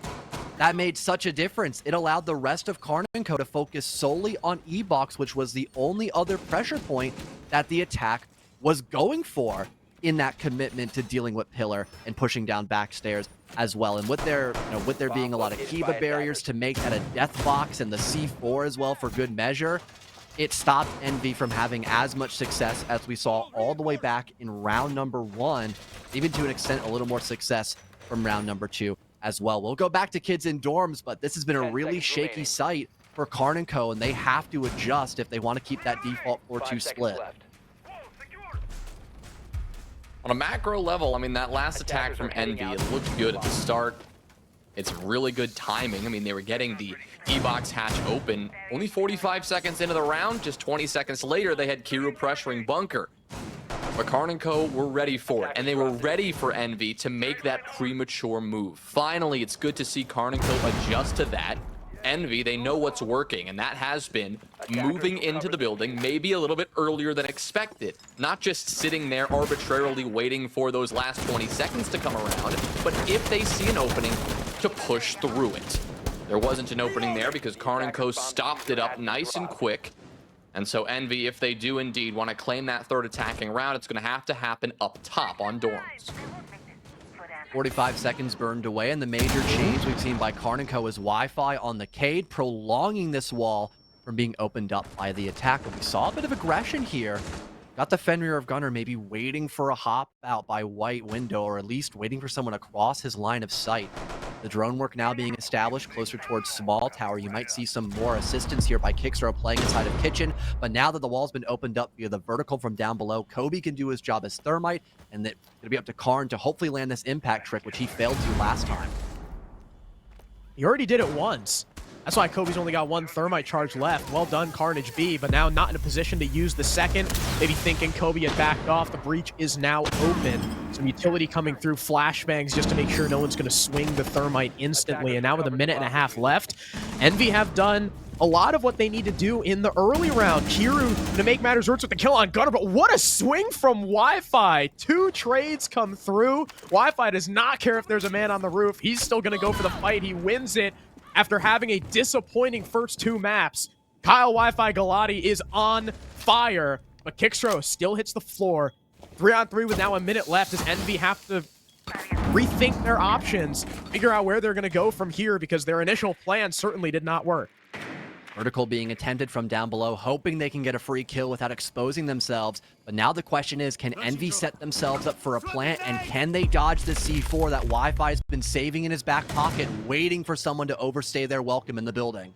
3 different positions, trophy door, on the breach and top white stairs. All manned here by Envy, Karn and Co. ready to shut it down. Waiting for the C4, waiting for the swing. Carnage B, no problem for him. Fens retaliates though, back to a 2v2.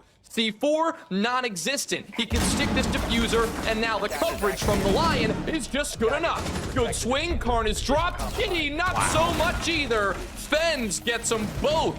On 1 HP, he closed it out, and Envy walk away with 3 attacking wins. And with Wi-Fi dead in Attic, the only utility that could stop that plant after he had died was a single impact, and it was a dud. Beautiful recovery by Envy, readjusting to go back to the breach and forcing Karn and Co. out of those comfort spots inside of kids and the back of bunks as well, forcing their hand if they're able to get inside the bomb site and plant for default, which is exactly what happened in a beautiful double team by Fens and Diffuser after we saw that top white player sacrificing themselves to cause a bit of a pseudo distraction. They killed the only guy that could stop a plant and fully committed to that one strategy to allow themselves that equalized position 3-3 going in the defensive half. This is exactly where Envy want to be right now. And Karn & Co. again swinging when I really think they don't need to. Wi-Fi did not need to try and cut that guy off walking in through games. I mean, you know that's got to be the case, Carrier. Because if they go in through Trophy Door and plant, I mean, you've got 2 teammates, you got 1 kid's, 1 bunk. There's no way they can plant there. The guy moving through breach has to have the case. Play back. Play for the C4, for the utility you've got. I mean, it sounds so easy, but in the heat of the moment, Karn & Co. are having lapses of judgment.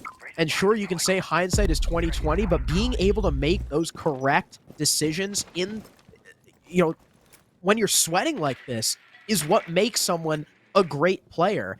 And we've seen it so many times from Karn & Co. We saw it in E1. We saw it in both their playoff games so far for E2, but we haven't seen it in this match yet.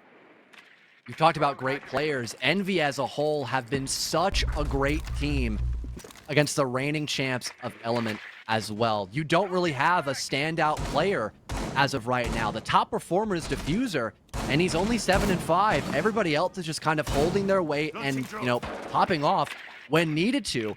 Whereas you've got 2 standout players on Karn & Co., that being Wi-Fi and Gideon. Everyone else is just kind of falling on deaf ears as they're trying to salvage this 3rd and potentially final map going into the second half. And ooh, what a nasty spray down by Diffuser. Spots the drone, expects a follow-up, and smokes Kicksrow. That's the Lion gone, and now at this point, there aren't many operators left that can really have a lot of impact in that late round. You've got the Jackal maybe for some extra info, but that Lion was going to be such a deal breaker when it came to making space for the execute. And we know how dangerous Envy can be on the defense. We saw it on Consulate, and I think they're trying to channel as much of that energy into Oregon as possible. Not easy, given the structure of this map, but that right there, a perfect example of how to get in the face of this Karn & Co. attack and make them pay for every inch of space that they take. As a result, Karn & Co. have to slow things down. They got to send in a drone and see what they're dealing with. But Envy, you see it here. Hiru also has plenty of information and know that this split take is coming in. Giddy will start things off well though for Karn & Co. and Fens. He is now the next line of defense from these Freezer players. Gunner from behind will take care of Diffuser here. Jibo trades it though, so this back and forth 3v3 still ongoing. Fens ready for the swing. Massive spot to be in here. So much damage he can deal with this MP7, but he's only good for one, and Wi-Fi and Gunner will win each of their own gunfights, leaving just Kobe now. Right beside Elbow. He knows one's in Freezer and the other is Laundry. He could try to isolate, but can't win against the PDW. Gathering the info for good measure as well with those Inox scanners solidifies at least one attacking round win for Karn & Co. Well played. All Karn & Co had to do, the most important pick in that round was Giddy. Walking down Freezer right here, killing Kiru.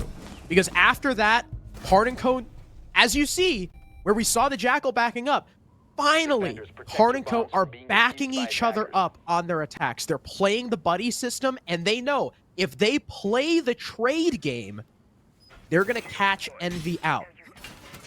Taking 1v1s is only going to work for so long. And now that Karn & Co, I think they've figured out how they need to play these. As long as they're not down in man count by the time the execute comes around, we might see them recover here on map 3. Heading up to kids now here for Envy.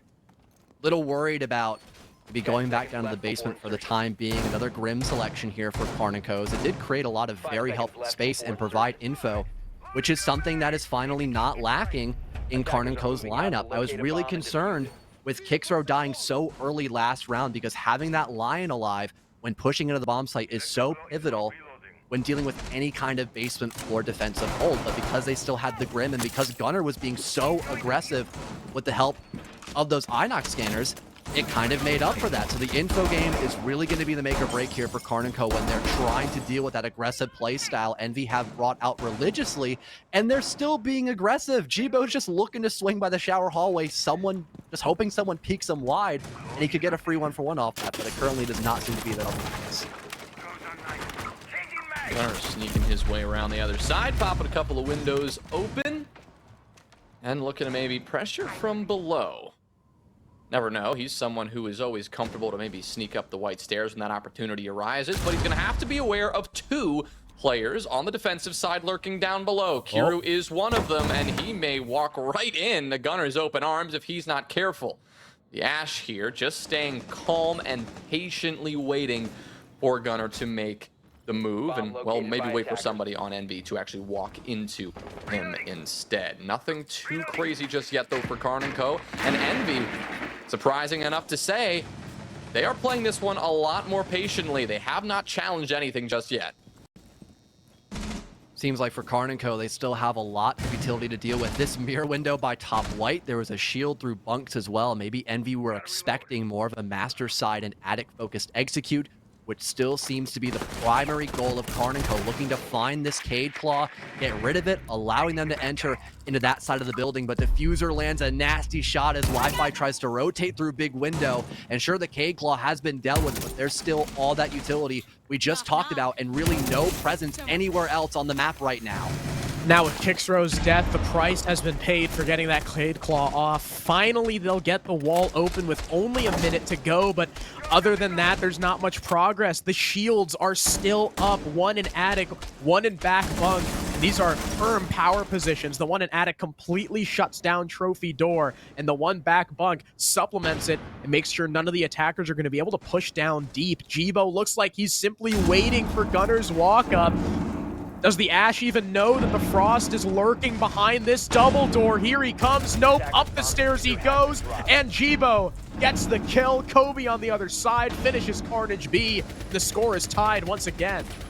Unfortunately there for Karn & Co, they just didn't have the right tools for the job when it came to that play style for kids and dorms. They had no way of dealing with all that utility. So when they were forced to rotate to readjust, Envy were already prepared for it, and they destroyed them when it came to that rotation and readjustment mid-round, even realizing their only weak points could be something like a cheesy walk-up white stairs, so they had somebody waiting for that potential threat, that being Jibo, so just adding an extra bit of insurance policy to keep us at such a close showing here in the second half. We'll finally see a reattempt of the basement floor bomb site, which was also a rather close call, despite Envy starting off on the right foot. Here they go to basement again. This see what they can make happen down here. It's interesting how this Oregon has shapen up. I mean, obviously a 3-3 split isn't unheard of, but we're seeing a very competitive back and forth map, including this basement site going pretty much 50-50. We've seen success on it from defensive teams. We've seen success on it from attacking teams. It's been a little bit wild, and teams have kind of been working around it a little bit, right? We've seen Envy adjust, go somewhere else, now come back. We saw Karn and Co. do the very same thing. The difference here for Envy is that they might want to play this one maybe a little closer to the chest. They saw the success they had there in the last round with that kind of a play style. Yes, in the first round on defense, Diffuser hit a really nice shot, and that was impressive, but it did mean that they were maybe a little too forward, and when they rotated back, Karn and Co. had a very good split take on that freezer and laundry side going. Still about 2 minutes to see what that take from Karn and Co. is going to be, and frankly, from Envy, this defense looks just about the same. You still have Diffuser in that position on the tower stairs, looking for some drones and looking for a fight. Karn & Co. just continuing to set up across this first floor.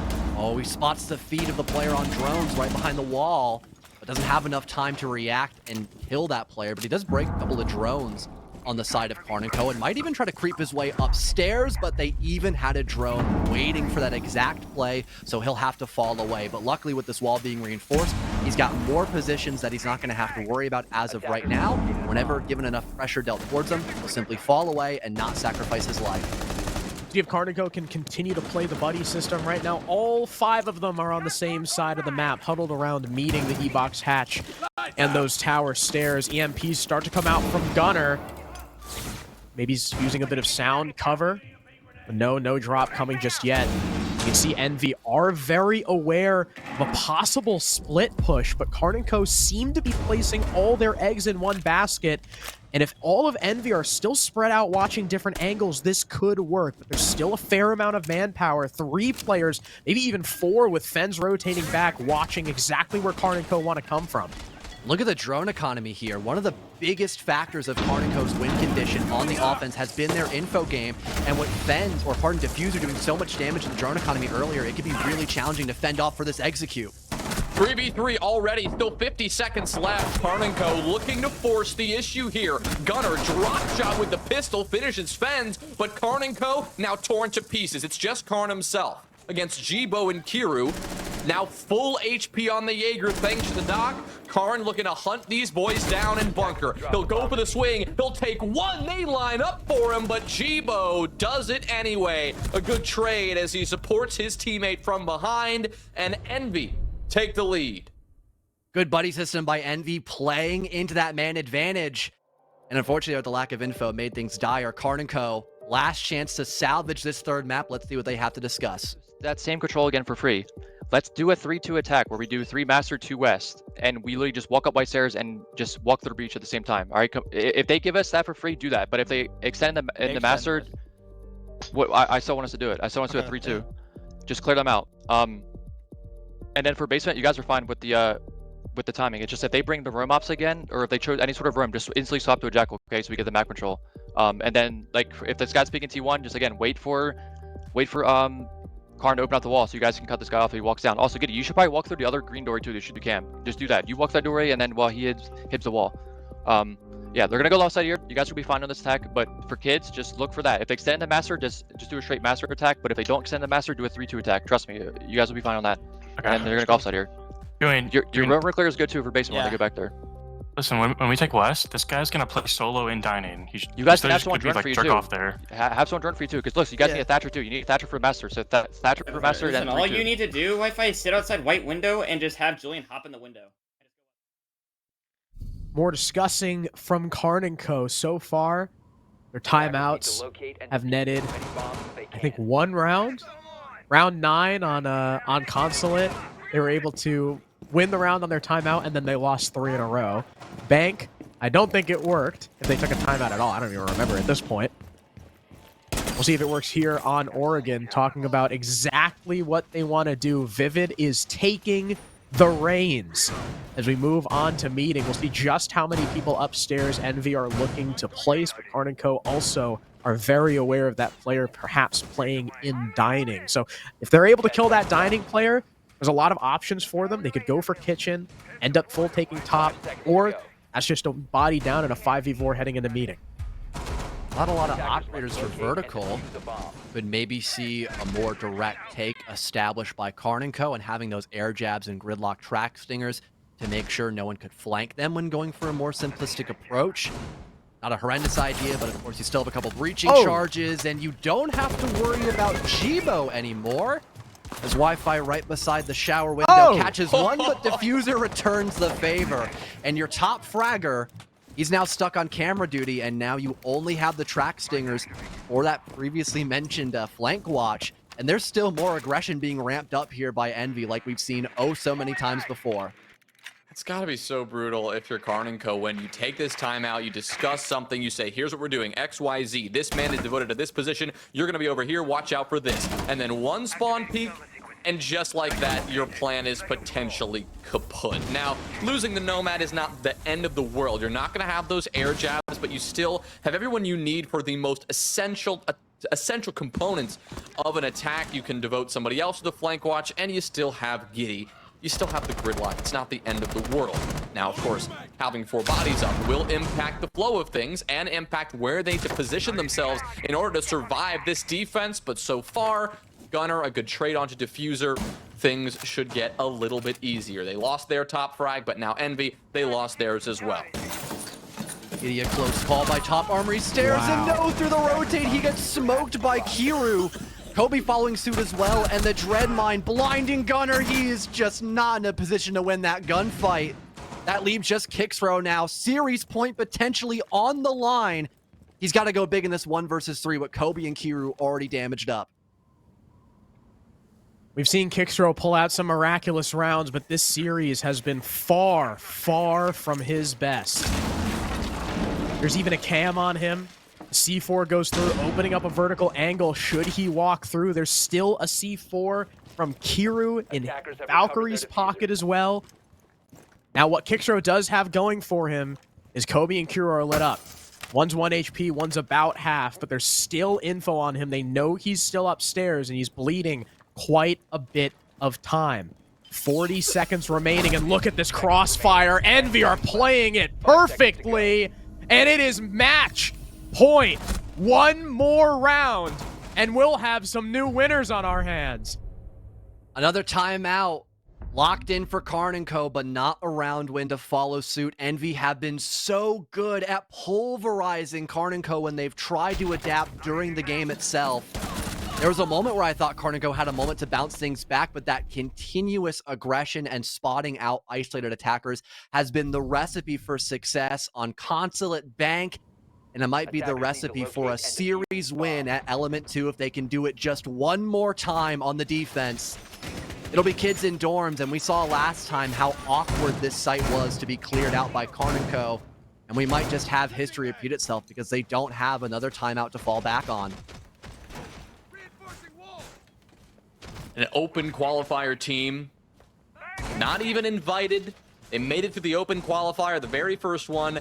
They then became undefeated in the Swiss stage and are now 1 round away, potentially 3 minutes away from becoming the Element 2 champion. And not only that, dethroning the kings of T2. Not quite there yet, but 2 chances before we see overtime. If Karn & Co cannot put 2 perfect rounds together, Envy could very well walk away with this. It's defense on Oregon. If they don't close this out in regulation, they're going to be kicking themselves.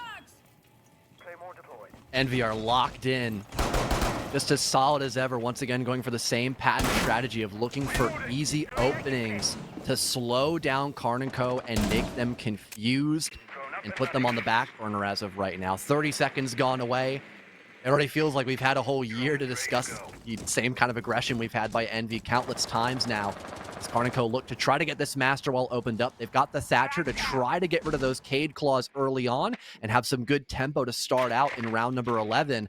But they're still looking to gather a bit more info before they fully commit to this play, really hoping they can keep themselves in that 5 versus 5 for as long as possible.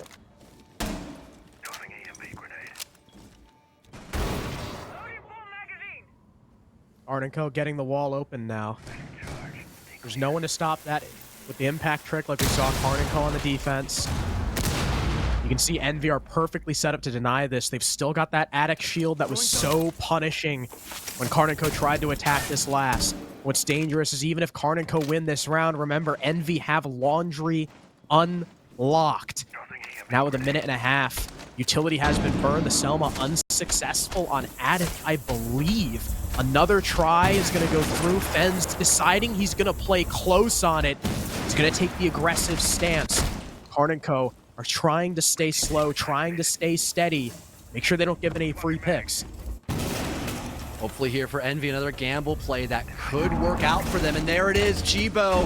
He starts the cascade for Envy. Wi-Fi's been injured. This could be a free hop-out finisher for the defense as well. This might be the beginning of the end, Harrison. Absolutely, with 3 players left, Karn is desperately trying to make his way in, but there's a mirror window in his way. Giddy's gonna get the first pick for his team, kill the Attic player, but Gunner is dropped in kind. Karn and Giddy, the 2 support players for Karn & Co, are left in a 2v4, double the man count on Envy's side of things, and down goes Giddy. It's onto the man himself, getting lit up, self-blinded. Ladies and gentlemen, this might be it! Sound the trumpets of Envy's revolt! The Kings have been dethroned, and the new kids on the block have stolen the crown! Envy are our new T2 champs! The best T2 has to offer. It's Envy who take it in 3 maps and go undefeated for the entirety of the season. Talk about a statement to make, not just in this grand final, but throughout the entire season. It was Envy, the most dominant force from the word go. And they did not stop short of the finish line. They take down Karn & Co, and they are the very best T2 has to offer, folks. I never thought I'd see the day. I know some of the desks mentioned that they had Envy as their dark horse team, but to think that they just stomped the previous Element champions without breaking a sweat, barely losing more than 7 rounds, that is just so impressive. And a beautiful way to prove a point here that anybody can go inside of T2 and find success if you're able to find that rhythm and continue to your primary plan. I mean, that was beautiful. The script just writes itself. Jacob mentioned the script here. You've got such an underdog storyline, and that Cinderella story finally came true tonight. Yeah, I mean, take a look at the players on Envy. None of these guys have ever been in a position like this before. I mean, a T2 Grand Finals. Even Kobe had never even played in a T2 tournament, and he just won. So if you're looking to get into comp, this is your sign. And while Envy, you know, they were always going to be a possibility to win, I don't think any of us could have predicted a 3-0 sweep. So huge props to Envy. They are indisputably right now the best team in T2, and who, you know, think about the way if Dilemma had locked down Oregon, we could be seeing a completely different grand final. But Envy proved that they are resilient, they can hang with the best. And from me, John, and Jonah, we want to thank you all for sticking with us in the season. Thank you so much for watching, and for one last time in E2, we'll go back to the desk. They came, they saw, they conquered. They entered as a 5-stack with no experience as a team, won 4 straight maps in Swiss, took the #1 seed in playoffs, defeated 2 up-and-coming teams along the way, doubted, disregarded, and given underdog status the whole time, and now they've snatched the crown from the King's head. Fens, Hiru, BJL, Diffuser, and Kobe never even sneezed on a tournament of this magnitude before, and just like that, they've completely changed the game. Envy are your Element 2 champions. And it is so incredibly deserved. This roster just coming out of nowhere. Once again, this was a qualifier team. This was a team that was like, you know what, guys? You know, it'd be fun. Let's spend our weekend just grinding out against so many other teams, and let's show these invited teams who's boss. I think that's what makes tournaments like Element 2 so great, right? Is that this is a team of players you may have heard of if you follow T2 or T3, but maybe not players that you ever expected much from. Certainly not as a team. And they go through the open qualifier, They go through Swiss, and now they go through Karn & Co. like a breeze, and put their names and their team on the radar for, you know, not only tier 2 fans, but potentially some future pro league spots as well. This is nuts. Not only because of who they beat, but just the implication of it all. Not losing a single series against known commodity teams, some of which hadn't been together for very long, granted, but not losing a single series when they were a qualifier stack, looking to do what they could against some of T2's best and brightest, including plenty of teams that had ex-pro talent on them in the first place. And Connor, it's even sweeter for some of these guys that played in Element 1 and were even disqualified from Element 1 prior. Especially because this was a 5-man effort. Everybody stepped up throughout this tournament. Everyone had their one singular moment. And thankfully for this NV team, Diffuser, his moment was here, just all 3 maps of this grand final. Once again, people like Fens, so consistent. Jibo had his moments, Kobe, all of Swiss, that was all on him. And at the end of the day, when, you know, everybody needed them most, they all stepped up and did phenomenal. Well, let's go ahead and talk to the winner of Element 2, a guy who I've been curious about talking to for quite some time. Let's get Fens in here to break this bad boy down. Dude, I've been wanting to chat you up for so long. Remember back in the Element 1 co-stream days, you and your teammates would come in on occasion and we'd be able to talk about stuff. Now we get a face-to-face. Yep. You just won a tier 2 tournament. You and your team just won 10 grand. Talk to me about what you're feeling, man. Is it relief? Is it happy tears? What's going on right now? I'm so proud of the boys. You don't understand how much work we put in for this, and we've expected this, but it's just unreal once it actually happens. I'm actually so proud of my entire team. Words can't explain how proud of every single one of them I are. Like, without them, this wouldn't be possible. It's amazing. Talk about how you felt coming into this thing, though. Was it nerves, or was it just kind of business as usual for you guys? I mean, the start was a little shaky for us. We were down like 0-3 or something in Consulate. But right when we hit our groove, we knew it was over. We just started, everything was clicking. We were playing our best Siege I think we've ever played before when it mattered. And I'm like, it's unreal how good we meshed together just in today. It's insane. So, give me a little bit more of the history of this team, just as a baseline, because everyone immediately thought, hey, it's a qualifier team. They're probably not going to go very far. How long were you guys together before that first Element 2 qualifier? It can't have been for very long. 2 days? 2 days. 2 days. And I'm telling you, though, we started grinding right when we qualified. I'm telling you, I think we double scrimmed every single day of the week all leading up to it. We were about that. We knew the potential we had coming into quals, and then in scrims it really showed. We knew we had a legitimate chance at winning this because every single player is so dominant. We just shoot better than everyone else. You played on Osiris last time, and quarterfinals was as far as you guys got. What's the biggest difference from that Osiris squad that didn't make it nearly as far as this to this team, if you had to sum it up quick?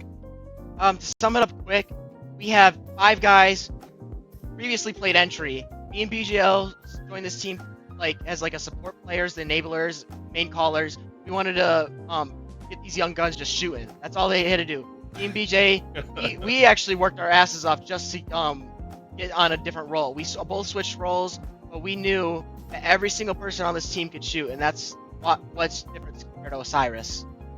The kind of reputations for guys like BJL and Diffuser and Kiru do speak for themselves a little bit because we've seen them already play in some T2 to Tier 3 competitions in the past.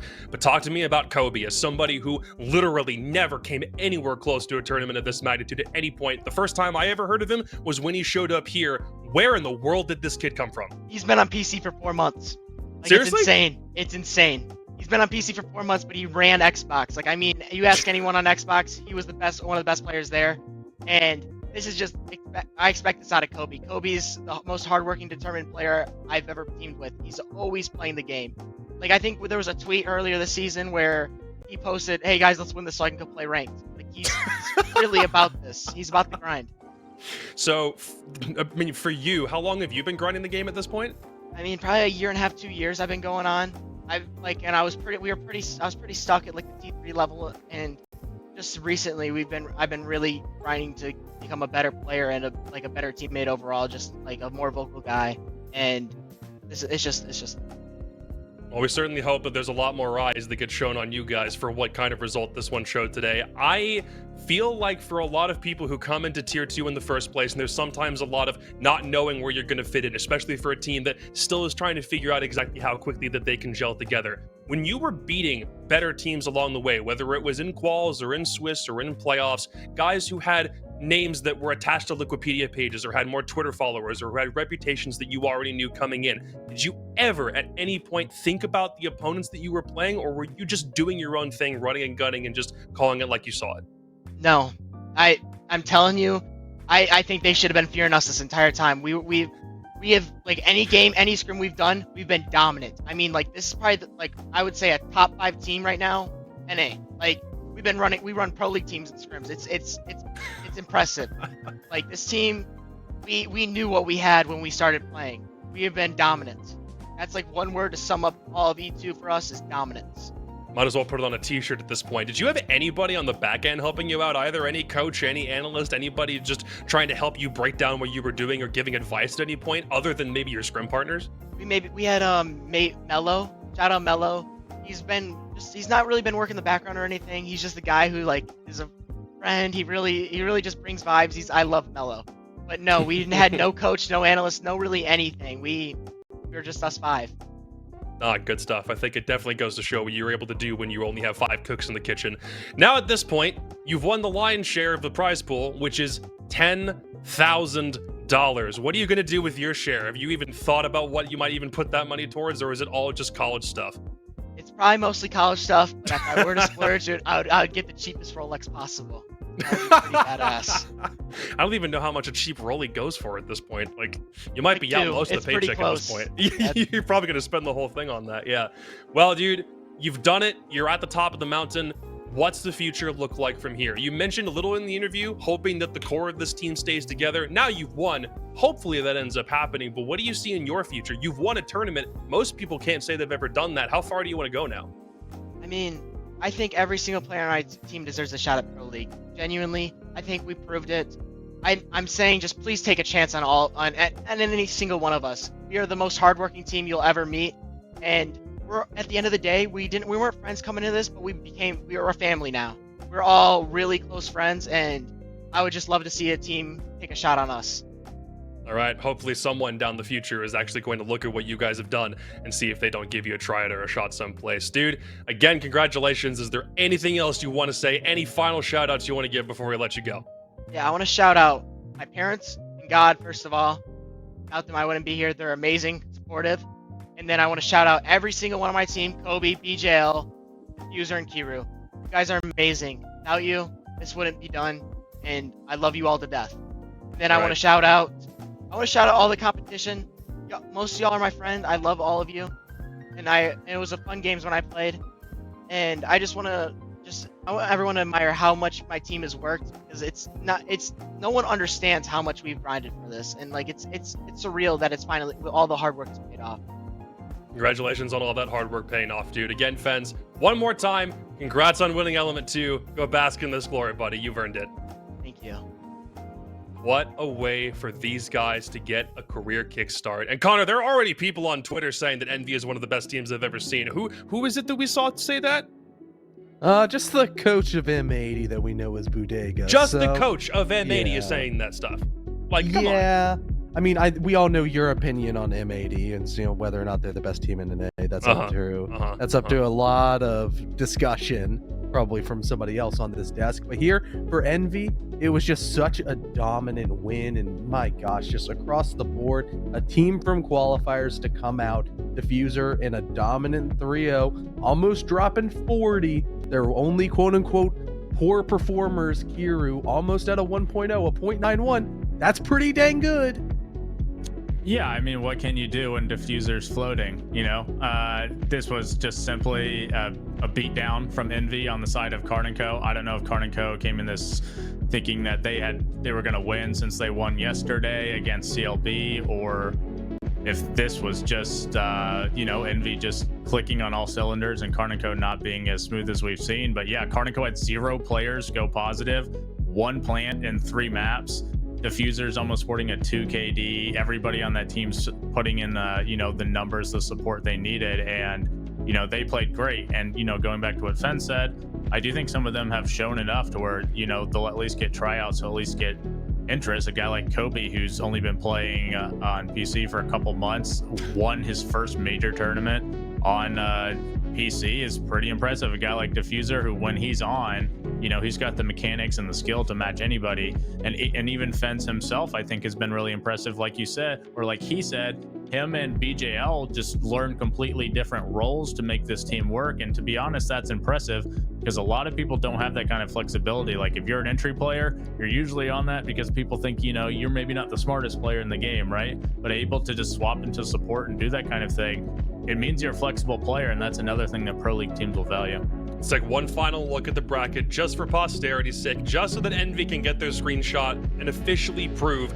that they went all the way through a gauntlet to win the biggest T2 tournament we've seen in North America this year. Seth, as a current general manager of a pro team, well, even though none of these guys may have seriously been on people's radars up until now, and we would have always been looking at guys on CLB or Karn & Co.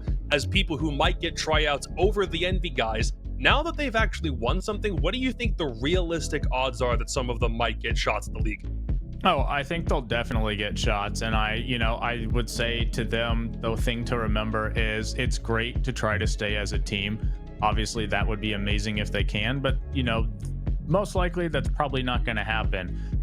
And this is, you know, I always preach be loyal, but the truth is in these kind of situations where some of you may get interest, some of you may not, you really want to stick together as a team, think about yourself, right? Look for the opportunities, do the best you can, and see what happens. Because even if you don't get picked up, let's say you have a tryout for a team and they don't pick you up, if you're an impressive tryout, if you have a good attitude, that word will spread, right? The players will tell other players, teams will talk, and it does matter. Keep putting in the best effort you can. Obviously, try to stay a team as you can, but at the end of the day, look out for yourself. I think a lot of you are talented. You're going to get some interest, and you know, just don't play good against the Sonics if you do get picked up. Always a bit of a caveat involved there as well. Yeah, we get it. Gentlemen, thank you very much for joining me on the desk for this bad boy. I'll do final send-offs in a second, but for the two of you, before we leave, anything else you'd like to say? Connor, I'll start with you. I'd just like to say thank you for the entire production crew behind the scenes. So many people working together to make this product the best thing it could be. Obviously, Ferme spearheading this entire endeavor. You know, Ferme, everybody kind of knows at this point what a Ferme product is, and I feel like here in Element 2, it was the perfect encapsulation of this as well. Seth, thank you again for another great desk. It was fun always picking your brain. And Jacob stepping in so last minute, you did a great job. Seth, any last thoughts from you?